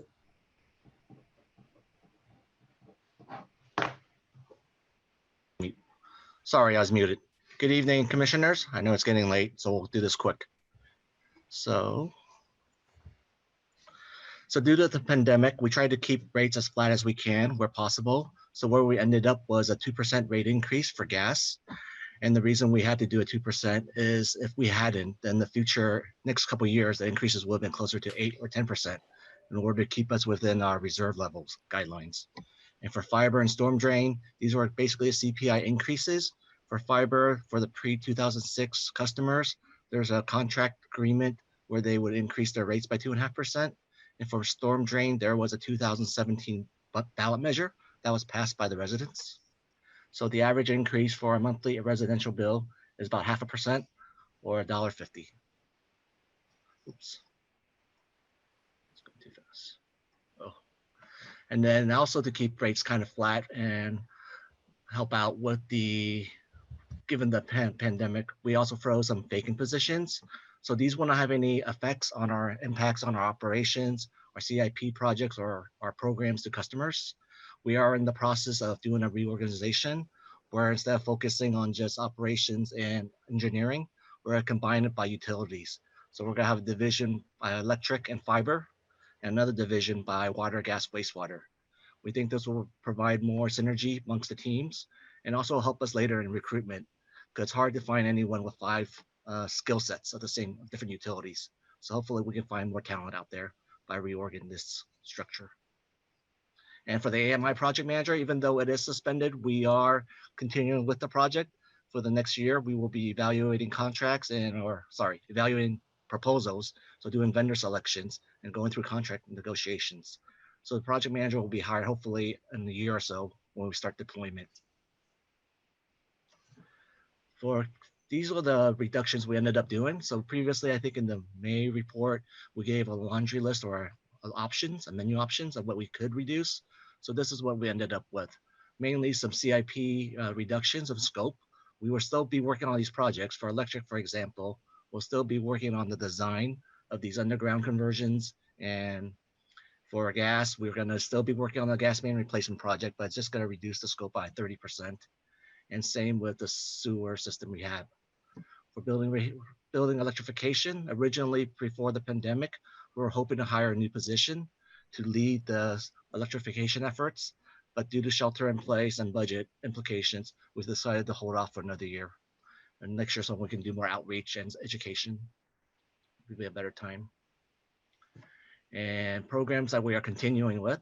So there was discussion about the gas carbon neutral. So we have kept that program.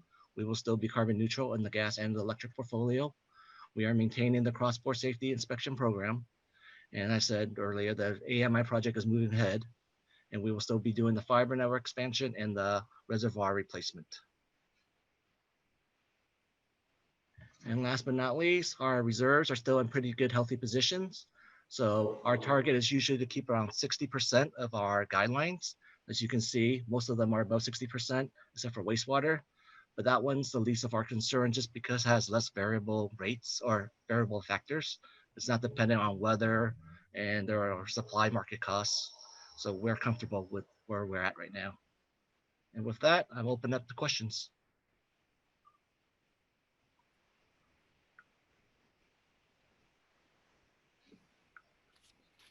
Thank you very much, Dave Yuan. Are there any commissioners, questions, comments? Yeah, I guess we're familiar with all these items. It's just very helpful to know, what the final decisions were. Okay. So thank you for pulling that together. Sure. All right then. Oh, sorry, Commissioner Smith. No worries. Thank you, Chair. Dave, the fiber. So thank you for this. First of all, it's great to just revisit this and see where it all landed. The fiber ending reserve, is this growing? I mean, it makes sense that it'd be growing at a faster rate simply because of the amount of the money, but between last year and this year? It's growing about a couple million a year, and then it also depends on the interest rate. So we could gain plus or minus $1 more million from the interest return. But generally, it's $2 million a year is what we're growing in net income. And that's true of last year as well to this year? Yes. I don't know what the investment return is this year yet. We haven't figured that out yet. But last year, I think we gained $1 million in interest rates based on the reserves. Thank you. Okay.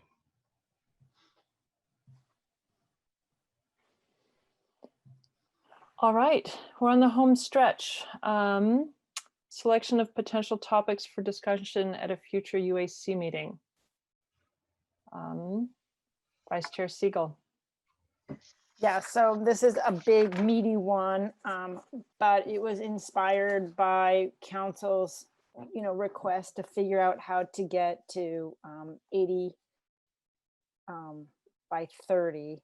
And it's, as we've been talking about this and talking about the SCAP, what has dawned on me is it would be helpful to understand what the feasibility is of shutting down the gas utility and what the time frame would be for that, so that we know if it's not feasible, we would presumably take a different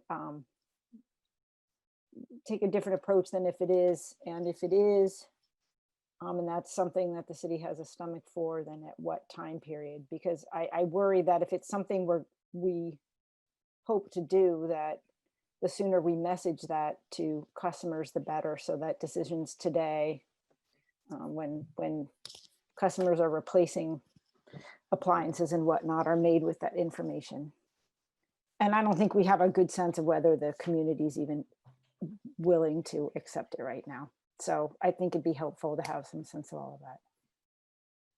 I would second that as well. I think that'd be a great thing to do. Okay. Any other thoughts? Yeah. Commissioner Danaher? Oh, sorry. Yes, and not to put any burden on staff, but some point this fall, just a quick update on the fiber expansion project and where we stand with RFPs and the like. Next month, I think we are bringing in our consultant to come speak with you and present their project plan.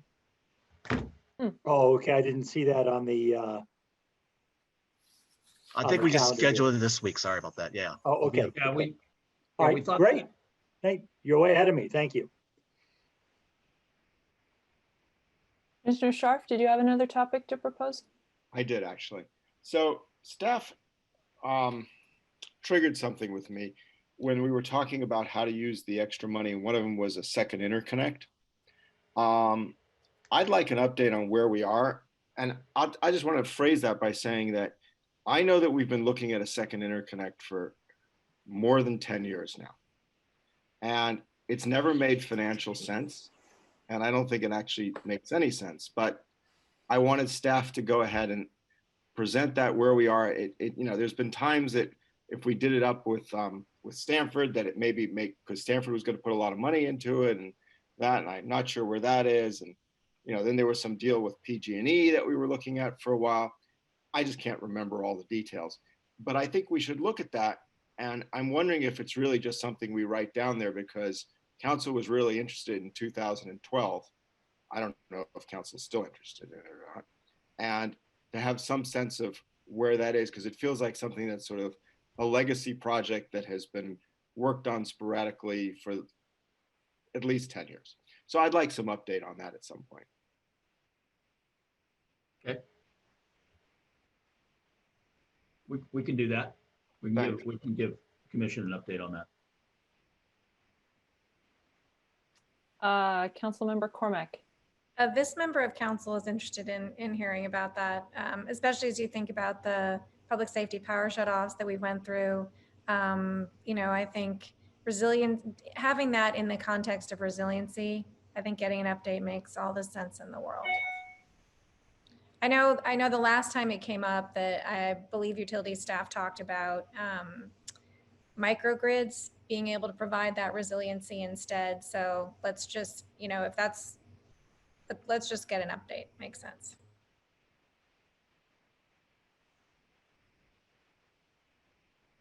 All right. I'm not seeing any more hands up, which makes me wonder if we should see if there's a motion to adjourn. I move to adjourn. Before we adjourn, just one thing, and maybe I'm in the real minority, but I've decided I much prefer doing this in the morning.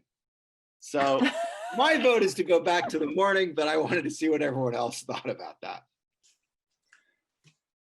The early evening is nice. Morning has been a real problem for me. It's been a conflict each time that's caused me to miss important meetings. So I prefer evening when we can. All right. Can we start earlier? Can we start at 5? I'd be fine with that. I'm just trying to get out of here even before 9. Yeah. Maybe we should ask Tabitha to do one of those doodle polls. We can do that. We can send out a Optimize. doodle poll. Yeah. Between 5:30 and 5. Or you want us to throw? I don't know, 4, Go, please. 4, please, 5, and 7 or something. Yeah. Well, we talked about this last month, actually, is where we came up with 5:30. People pushed us down from 6, but I don't know. Between 5 and 5:30, I guess would be the choice. Well, if we need to vote on that, fine. If staff wants to just choose a starting time. We can send out a doodle poll. 4, 5, 5:30.